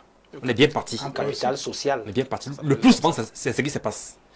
Bien. Moi, par exemple, qui vous parle, je veux rejoindre mon frère lorsqu'il... Je suis né de... Mon papa, père à son âme, était agriculteur, ainsi que ma maman. Oui. Donc, j'ai eu la chance d'évoluer comme ça. Tantôt chez tel grand frère à Douala, tantôt à Bafsam, tantôt chez mon oncle là-bas à Limbé, tantôt... Voilà comment j'ai évolué jusqu'au niveau de l'enseignement supérieur. Gloire à Dieu. Maintenant, je voulais revenir un peu sur ce que ma soeur disait tout à l'heure là, lorsqu'elle parlait de fixation. C'est parce que vous ne me permettrez pas de citer que tel gouverneur est fils de tel ministre, tel préfet, fils de tel ministre, qui sont en fonction. Ils sont nombreux. Quel est le délit? Ils sont nombreux. Et quel est le délit C'est là qu'ils ont pour un dormi? problème. Ils sont intelligents ou pas? Écoutez, lorsque ça revient Tout à l'heure, vous avez parlé du problème de, je crois que c'est de l'ENAM. L'IRIC, il y a eu l'IRIC. Il y a eu l'IRIC. Il y a eu, bon, les NAM, Même les NAM. problème. Bon, je sais Voilà. pas si c'est un problème. Lorsque chaque année, lorsque c'est déjà récurrent, que chaque année on trouve une vingtaine, une quarantaine de candidats admis qui sont fils de tels, mais ça pose un problème. Ce sont les Maliens. Quand c'est récurrent, c'est-à-dire que ça pose un problème, monsieur Mais qu'en Stéphane. faites-vous si, Vous voyez, si mérite, Et vous écoutez- parlez de méritocratie et vous portez un Afficher écoutez, les notes. écoutez, Afficher les notes. je vais vous Bah, dire une pour le chose. moment, vous n'avez pas les nôtres, donc c'est pas une Affichez les raison. notes. C'est pas une raison. Je vais pour, vous dire une chose, stigmatiser les Stéphane. fils des autres. Dites-nous. Pour résoudre, n'est-ce pas, ce problème c'est-à-dire que d'être d'une classe privilégiée, si on peut dire comme ça. Le problème, c'est quoi? Oui. C'est qu'on retrouve à la tête de l'ENAM, à la tête de l'école normale supérieure, de l'ESTIC, de l'ENIA, on retrouve les mêmes personnes qui sont là depuis 5 ans, 10 ans, 15 ans même, sur le même poste. Or, s'il y avait rotation, c'est-à-dire que moi, je suis directeur de l'école normale supérieure, ou bien de l'ERIC. Après 5 ans, on me change pour mettre peut-être quelqu'un du sud. Oui. Après 5 ans, on met quelqu'un de l'ouest. Après 5 ans, on met quelqu'un de l'extrême nord. Ce problème se résout. Vous pensez vraiment Je crois. que ça n'avons pas de famille? Non, écoutez, Stéphane Baga, la longévité est chrysogène. La longévité à tous les postes, est chrysogène, Ça fait échouer, là. Stéphane Baga. Mais- Oui, c'est ça le problème. Et c'est ça qui fait échouer les ça qui enfants fait- des pauvres. Hein? C'est ça qui fait échouer La les enfants. longévité fait ça que qui des fait- réseaux se créent. Pourquoi vous voulez calquer? Pourquoi Et vous du voulez coup, calquer? et du coup, la méritocratie est mise de côté. Au profit, n'est-ce pas? Non. Au profit, n'est-ce pas, Est-ce qu'il y a du quelqu'un- monnayage. Est-ce qu'il y a quelqu'un sur le Non, plateau qui est lauréat d'une grande école ici, s'il vous plaît? Rapidement. Comment vous dites? Est-ce qu'il y a quelqu'un sur le plateau? Mais il y a des l'école normale. Il y a l'école normale. C'est ça qu'il va demander. Nous sommes les fils de qui? Non, écoutez, ne C'est prenez pratique. pas. Nous sommes les fils de qui? Vous et moi nous sommes les fils. Pourquoi voulez-vous remettre en question, n'est-ce pas, cette colère des Camerounais? Non, Des c'est une- Camerounais en Non, mais- général. Non, c'est une colère d'une partie des Camerounais. Vous croyez que c'est Une poignée de vous croyez que c'est une colère au centre de création ethnique? qui stigmatise les enfants Moi, je me plains qui pas de portent ça. un nom Ce n'est pas seulement pendant 1 an. Ce n'est pas seulement 2 ans. On a suivi Ce n'est les pas seulement commentaires 3 dans ans. les réseaux C'est une sociaux. dizaine d'années, Je suis fils une de pauvre, vingtaine je suis d'années. fils de pauvre, j'ai eu un concours Ça fait mal. dans une grande école. Il faut qu'on arrête de tromper les gens. Il faut qu'on arrête de tromper La les gens. tromperie à quel niveau? Non. À quel niveau? Tout le monde peut La passer un marchandise. concours, tout le monde peut l'échouer. C'est pas vrai. Merci. Merci, monsieur Chougem. Je vais donner la parole et recueillir l'avis de Timothée Somba sur la question. C'est vrai que la question divise.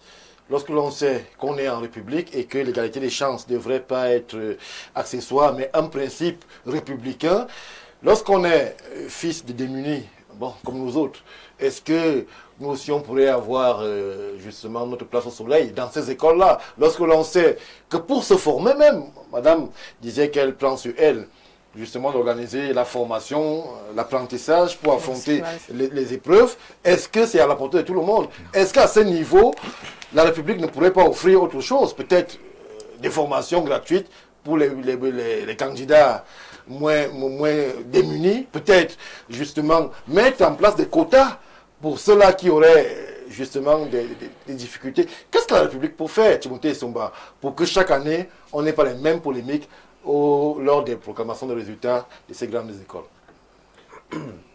La République est une communion des micronations, mais elle n'est pas l'assimilation des micronations. C'est la raison pour laquelle l'équilibre régional, qui assure la représentativité sociologique de toutes les composantes d'un État, est un impératif catégorique. Maintenant, on peut l'améliorer ou bonifier son contenu. Partir, par exemple, de l'équilibre régional des quotas, qui, à mon sens, n'est plus est déjà anachronique, Oui. parce qu'aujourd'hui les Camerounais font les études dans toutes les régions, Oui. peut-être pas dans les mêmes arrondissements, les mêmes départements, mais au niveau régional quand même il y a une sorte de nivellement de la scolarisation. On peut donc partir de l'équilibre des quotas à un équilibre égalitaire. Mais si on n'a pas d'équilibre régional, c'est dangereux. Je pense même qu'on doit étendre l'équilibre régional au-delà de la fonction publique et l'obliger même dans les entreprises privées. Parce qu'on voit ce qui se passe, par exemple, dans le secteur de la microfinance au Cameroun. Lorsque vous entrez dans les différentes banques au Cameroun, vous avez un certain monochrome qui peut vous interloquer autant que les résultats d'un Mais là, concours. c'est un capital privé. Quelqu'un met son C'est ce argent qu'il est en train d'expliquer. et il emploie sa compétence à lui. Il n'est pas obligé de prendre toute la République. Comment on construit un État d'égalité de chance? Parce qu'à la vérité, vous prenez le problème au niveau de la fin. François Doubec disait, le mérite est juste en tant que principe, mais la méritocratie cache des inégalités dès le départ. Parce que vous ne pouvez pas avoir des enfants qui font les meilleures écoles, qui ont les meilleurs ouvrages, qui ont parfois les meilleurs répétiteurs. Moi, j'ai été répétiteur de fils de ministre. Oui. La manière dont je travaillais avec lui le prédisposait à passer l'ENAM. Si on veut parler de l'ENAM, il est aujourd'hui auditeur de justice. Je le dopais de sorte qu'il ne puisse pas rater ce concours. Son papa avait les moyens de me payer. Mais est-ce que les autres ont les moyens de payer les répétiteurs? Donc voilà le problème aujourd'hui. Le problème n'est pas pour la République. Le problème n'est pas qui passe le concours. Le concours est ouvert à tous en vertu du principe constitutionnel de l'égale accessibilité aux fonctions et aux charges publiques. Oui. Le problème qu'il faut résoudre, c'est les inégalités sociales. Regardez l'anarchie, le désordre qu'il y a dans le système scolaire, surtout privé. Regardez les pensions. Je vais les citer. Hein. Vous prenez Monti, vous prenez Vogue, vous prenez la Recrève, vous prenez le collège adventiste. Au niveau des écoles primaires, bon, je vais pardonner les écoles primaires parce que mes enfants sont encore là-bas. Je ne vais rien dire sur vous. Mais au niveau du collège, qu'est-ce qui justifie que la pension soit à 500 000 ici, 600 000 là-bas, 700 000 là-bas? La qualité de l'enseignement et justement la ferveur que vous y mettez. C'est donc l'État qui doit réguler. On a à vu ce Timothée. niveau. Et qui ne fait rien. Non, on a vu OTS pendant les grèves. Ils n'enseignaient pas dans le public, mais ils enseignaient au privé. C'est donc pour ça que j'ai dit, c'est à l'État à ce niveau de réguler.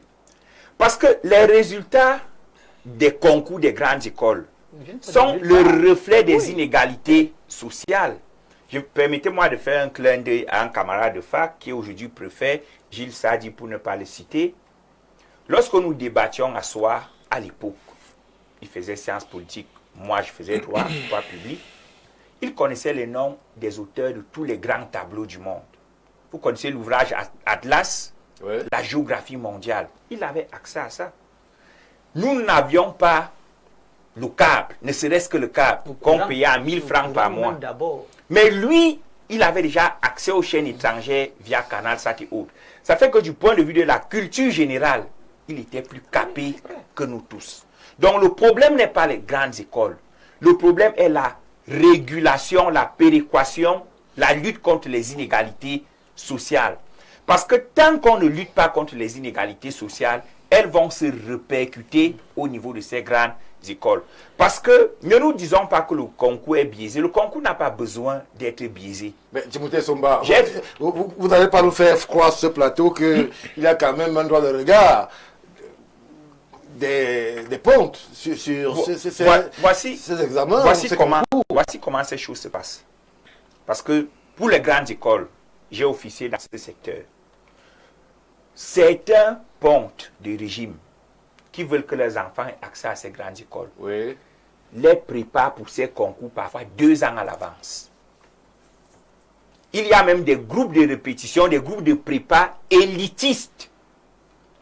Quand vous prenez prépa vote, comment un gars qui fait prépa vote va rater le concours de Polytech? Il ne peut pas. Sans publicité, il ne peut pas l'échouer.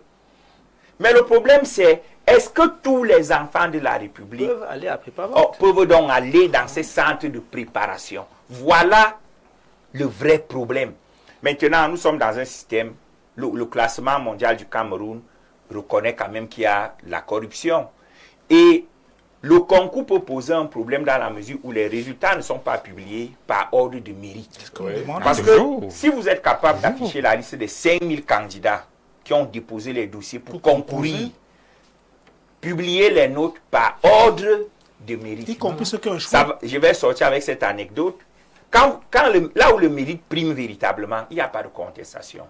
À l'époque, nous jouions en championnat et nous avions la meilleure sélection de notre quartier qui allait affronter une autre sélection. Nous étions menés par 2 buts à 0. Le principe était que les meilleurs joueurs commencent le match et les moins bons le terminent lorsque nous menions au score. Voyant que c'était compliqué, le coach nous dit, celui qui va entrer, lui-même choisit la personne qu'il peut remplacer. Personne de nous qui étions au banc de touche n'a eu le courage de désigner qu'il pouvait remplacer. Parce que nous savions que c'est les meilleurs qui étaient au stade.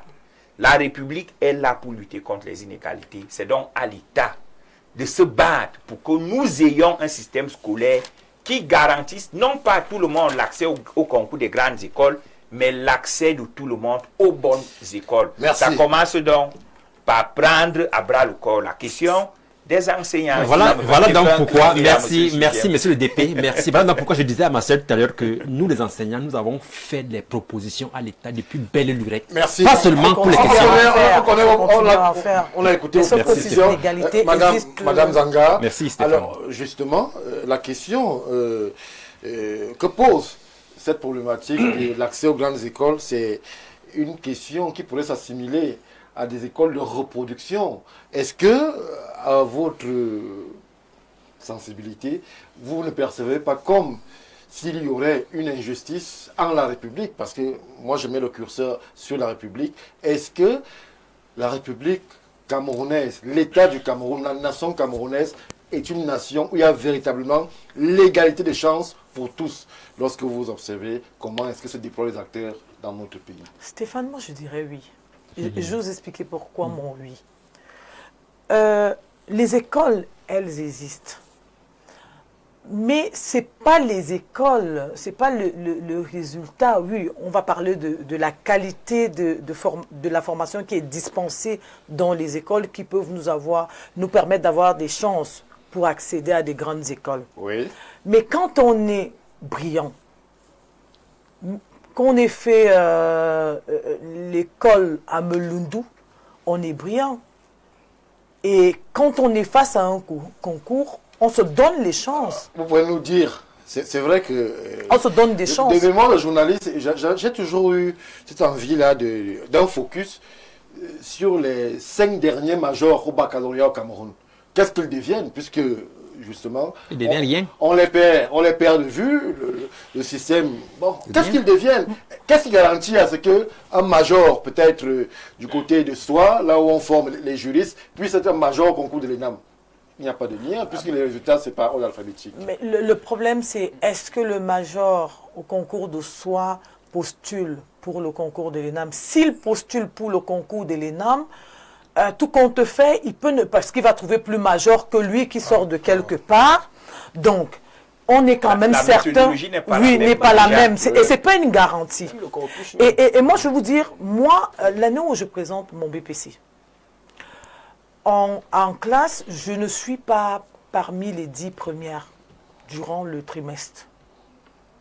Mais j'avais un camarade qui était mon voisin de banc, qui a été premier du premier trimestre, deuxième, troisième trimestre, et qui avait pratiquement 17 de moyenne, oui, mais qui n'a pas été admis au BPC. Est-ce que c'est pas un fantasme longtemps répété? Non, je veux dire que...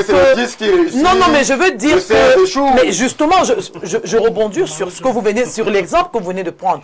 C'est pas parce que un enfant est major en licence sciences politiques à soi pour le compte de l'exercice 2004-2025, que cela signifie que lorsqu'il va présenter un concours à l'ENAM cycle B pour l'exercice 2025, il sera major. Ce n'est pas une garantie en fait. C'est juste ce parallèle que je voulais faire. Est-ce que vous ne pensez donc pas, comme certains... En une seconde, pour ajouter le loi à son moulin, le concours national n'est pas calqué sur une discipline unique. Ouais. Le concours national, si je prends le cas de l'ENAM, on veut la licence, c'est tout. Ça veut dire licence en mathématiques, licence en géographie, toutes les licences. On organise donc les épreuves de sorte que, peu importe votre discipline de base, vous ne soyez pas discriminé lors du concours. Alors, moi je suis sur notre axe de la réflexion. Selon vous, est-ce qu'il est temps aujourd'hui de laisser uniquement la méritocratie primer, parce qu'il y a des concepts comme l'équilibre régional, il y a les minorités qu'il faut mettre en avant. Comment est-ce qu'on accepte qu'un candidat d'une région X ait 18, qu'on le recale, mais qu'on prenne un candidat d'une région Y qui a 13, par exemple. Moi, je ne partage pas cette méthodologie. Mais c'est une façon je ne qui existe partage dans la pas, République. C'est pas certain. Parce que sinon, après... pas certain? Non, c'est pas certain, je vais vous dire pourquoi. Parce que vous avez des cas où, après on vous dit non, vous vous retrouvez lors des résultats d'un concours avec que des gens d'une région bien précise. Oui. Et c'est plus frustrant. Oui, Là. et là encore c'est plus frustrant, mais on se dit quand même que ceux-là qui sont appelés à corriger les épreuves de ces candidats, c'est des étapes en fait. Je ne suis pas dans le secret des dieux, mais je me dis, parce que si nous nous retrouvons dans une situation où on va parler d'équilibre régional, Oui. ok, et on se rend compte que dans la région du centre, qu'on n'ait pas un candidat qui est 12 de moyenne, par exemple, on va estimer qu'on ne peut pas l'admettre. Si on a dans d'autres régions des gens qui ont 18, 19... On va éliminer celui qui a 18. Ah ben oui. Donc on va éliminer celui qui a 12 de moyenne parce que ce n'est pas possible. Et donc, mais je le dis, je vais vous prendre un exemple. Il y a 2 ans, la ministre du ministère de la Ville avait lancé un concours. Madeleine Fente? Non, la ville, Madame Madame Cortès. Cortès. Oui. Et à ce concours-là, la majorité des noms venaient d'une région bien précise. De l'Ouest?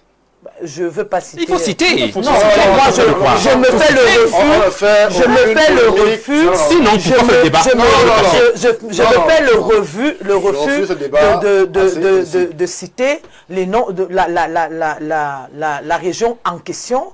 Mais sauf que il faut quand même se dire un certain nombre de vérités. Ça n'a pas autant choqué les gens.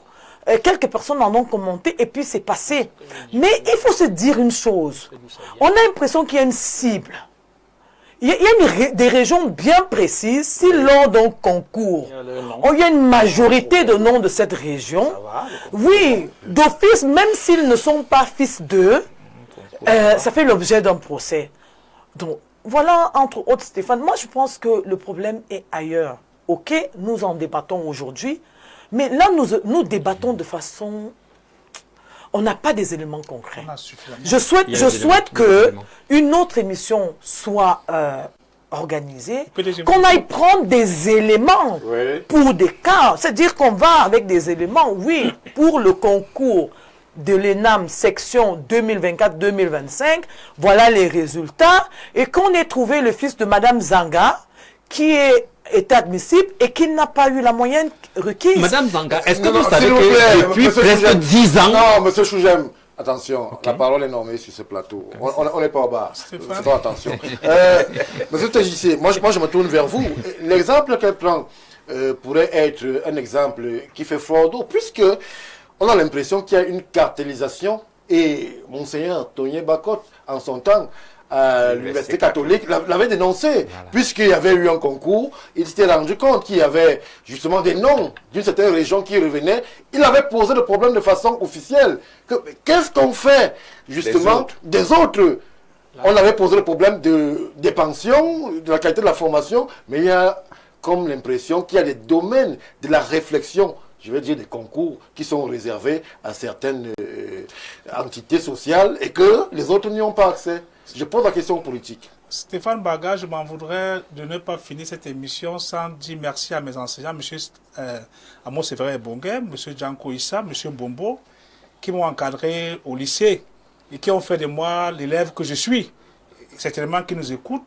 Je voudrais vous indiquer que pour résoudre ce problème, il faut aller changer le contenu de notre curricula de formation académique. Parce que voyez-vous, si vous avez formé tous les enfants dans un secteur comme le génie sidérurgique, génie métallurgique, génie industriel, génie pneumatique, génie textile, vous n'aurez pas des gens qui vont vouloir courir pour aller à l'ENAM. Vous n'aurez pas Monseigneur Toyen Bakot qui viendra se plaindre de ce qu'il y a une certaine catégorie de tribus qui réussissent l'examen. Le fond du problème, c'est que notre système éducatif forme à 70% les chercheurs d'emploi.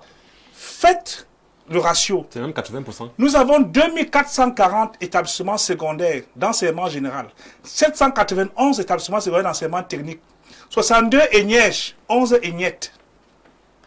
On n'a même pas, ma fille qui fait Mako 1, génie civil bâtiment, m'a posé la question de savoir, papa, comment se fait-il qu'on a des problèmes de route au Cameroun et nous on ne fait pas de travaux publics à partir de la première année, on va chercher seulement ça à Polytechnique. Encore que eux, des enseignements techniques, n'ont même pas des centres, des universités de cette spécialité. Bref, il est important de toucher le problème à la base en changeant le curriculum de formation académique pour que notre système éducatif puisse rencontrer les besoins de l'entreprise. Et d'ailleurs, le ministre Saturuma Bakary le disait en son temps, il faut que le système éducatif rencontre les besoins du monde de l'entreprise afin que l'État a lancé le système LMD en 2007. Mais là aussi, il faut reconnaître que c'est un choix de parents et même des LMD you are talking about. Judge me not on the color of my skin, but on the content of my character. Jugez-moi pas sur ma couleur de peau, pas sur mon appartenance, mais jugez-moi sur ma capacité à porter des solutions. Et c'est ça le problème fondamental. On parle de questions des écoles aujourd'hui. Pour que cette affaire s'arrête, si le système éducatif dans ce secteur ne va pas changer, on a demandé des états généraux de l'éducation. Si le système ne va pas changer, commencez à publier les résultats par ordre de mérite et il y a un audit. Imaginez-vous, on a dit oui, on a publié, on est monté. Si on fait un audit des différents examens et concours qui ont été organisés ces 10 dernières années, je peux vous assurer qu'il y a des gens qui occupent actuellement de hautes responsabilités qui vont se retrouver à la rue parce que quand on va aller à la base... Là, c'est vous qui le dites. Non, mais c'est pas certain. Non, mais c'est pas certain. Même dans les grandes sociétés à l'extérieur, vous avez des écoles qui ne sont pas admises. West Point. Quand vous allez à la Sorbonne, c'est pas tout le monde qui va à la Sorbonne. Quand vous allez à Harvard. Mais non, vous n'allez donc pas demander à l'État de tout faire. Ce que moi, je m'attendais à ce que vous fassiez une proposition de se dire, ok, nous allons faire des propositions pour demander aux autres de permettre aux enfants de ceux qui sont des couches vulnérables de pouvoir mieux se former. Parce que je vais dire, ça peut être des chefs d'entreprise, ça peut être des grandes entreprises qui font des promotions pour des enfants de familles moins nantis. Stéphane, qui offre des bourses pour des familles moins nantis, ça existe. En Inde, ça existe. Merci. En Inde, Tata, parce qu'il vient d'une caste qui est la caste des Dalits, de la caste des pauvres, il offre des bourses aux enfants des Dalits pour se former dans des grandes écoles. Merci. Stéphane, oui, nous avons résolu ce problème-là pour que nous n'ayons plus les problèmes des enfants des pauvres, des enfants des riches. Nous, au PCPDC, on a proposé une allocation Avenir Jeunesse de 100 000 francs par mois et par enfant de 10 ans à 29 ans, financé par le prélèvement de 2 francs par 1000 appels de connexion. Parce que par jour, on fait à moins 120 millions de 1000 appels de connexion par jour. Fois 4 francs, 480 millions, fois 20 millions d'abonnés, 96 milliards par jour, fois 30 jours, 2880 milliards. Mais votre parti a préféré prélever 4 francs par dépôt et retrait. Donc du coup, on pourrait régler ce problème de pauvreté des classes défavorisées en termes de moyens de formation en ayant cette allocation Avenir Jeunesse qui va résoudre ce fait qu'il y ait de la dichotomie ou bien qu'il y ait une différence en termes de moyens de formation. Merci. Artunko, je me tourne vers vous. On est en train de progressivement sortir de l'émission. Alors, qu'est-ce qu'on dit aux Camerounais qui espèrent être aussi appelés dans ces écoles? Il faut travailler plus, il faut faire confiance en la République, il faut mieux se former. Qu'est-ce qu'on leur dit? Stéphane Baga, sur 2000 candidats à l'ENAM, 300 sont prêts.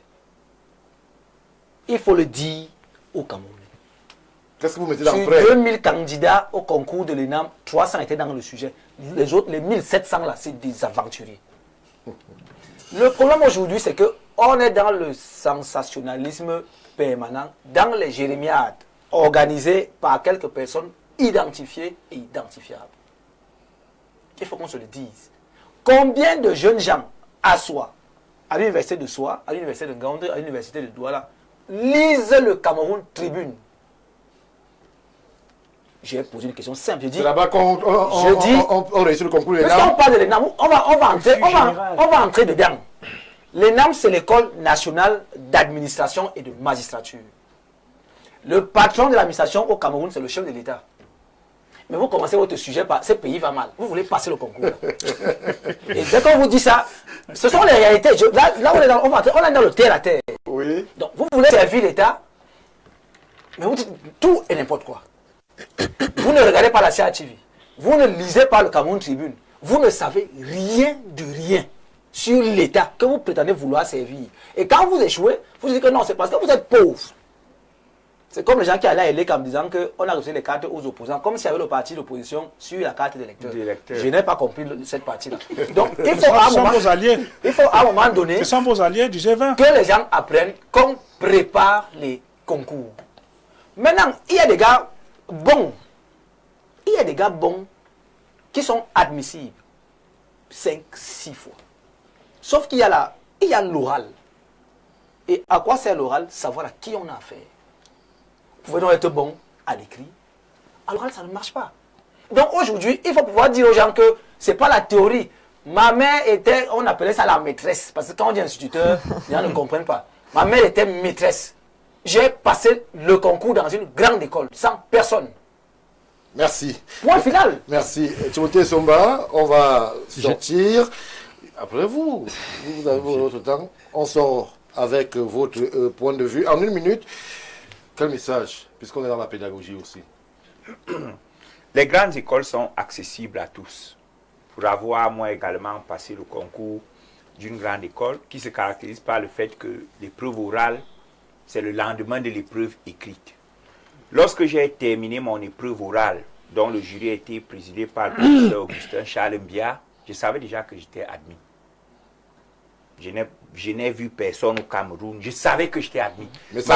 Ma prestation orale et l'expression du jury me faisaient comprendre que le président du jury m'a même dit que c'est des gens comme toi qu'on veut dans cette école. Il faut se préparer, non pas seulement pour les concours, mais il faut se préparer pour tout. Merci. Lorsque j'écoute Madame Zanga parler de l'Inde. Monsieur Soma, vous aviez 1 minute. Je ne sais pas, ça fait 1 minute. Oui, parler de l'Inde. Ça, ça veut dire que si vous voulez avoir des partenaires financiers en Inde, renseignez-vous sur l'Inde. Parce qu'on n'enseigne pas tout à l'école. Il faut que les gens sortent de leur tête. Que le fait que je suis major à soi m'oblige à être major dans tout. Non, faux. Merci, merci Timothée. Monsieur Chougem, oui. Vous avez la parole, puisque vous la désirez. Je voudrais dire que il faut commencer par... Il faut commencer, n'est-ce pas, par publier les résultats par ordre de mérite. Oui, Ceux-là qui publient les résultats de façon par ordre alphabétique savent que, en revenant à la norme, c'est-à-dire en publiant par ordre de mérite, n'est-ce pas, ça va complètement mettre à nul les marouilles et tout ce qui est passé. Comment on identifie voilà le major? Pourquoi il ne publie pas par ordre de mérite. Il faut commencer par là. Comment on identifie le major d'une De deux école? maintenant, vous avez posé la question à Madame Zanga. Est-il temps de laisser la méritocratie primer? Il est plus que temps.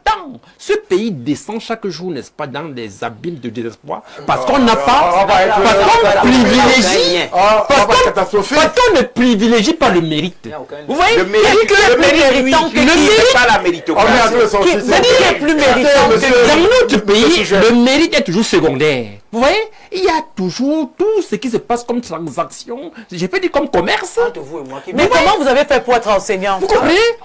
Comment vous avez Madame, madame, nous parlons des faits, hein, madame. Nous parlons des faits. Nous parlons de ce qui se passe dans la société. On ne rêve pas, madame. Merci. On ne rêve pas. On ne cherche pas sur la lune.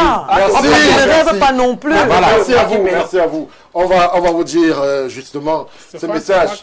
Non, vous avez assez exprimé, monsieur TJC. On a compris que vous prenez aussi le mérite. Je paraphrase au propos.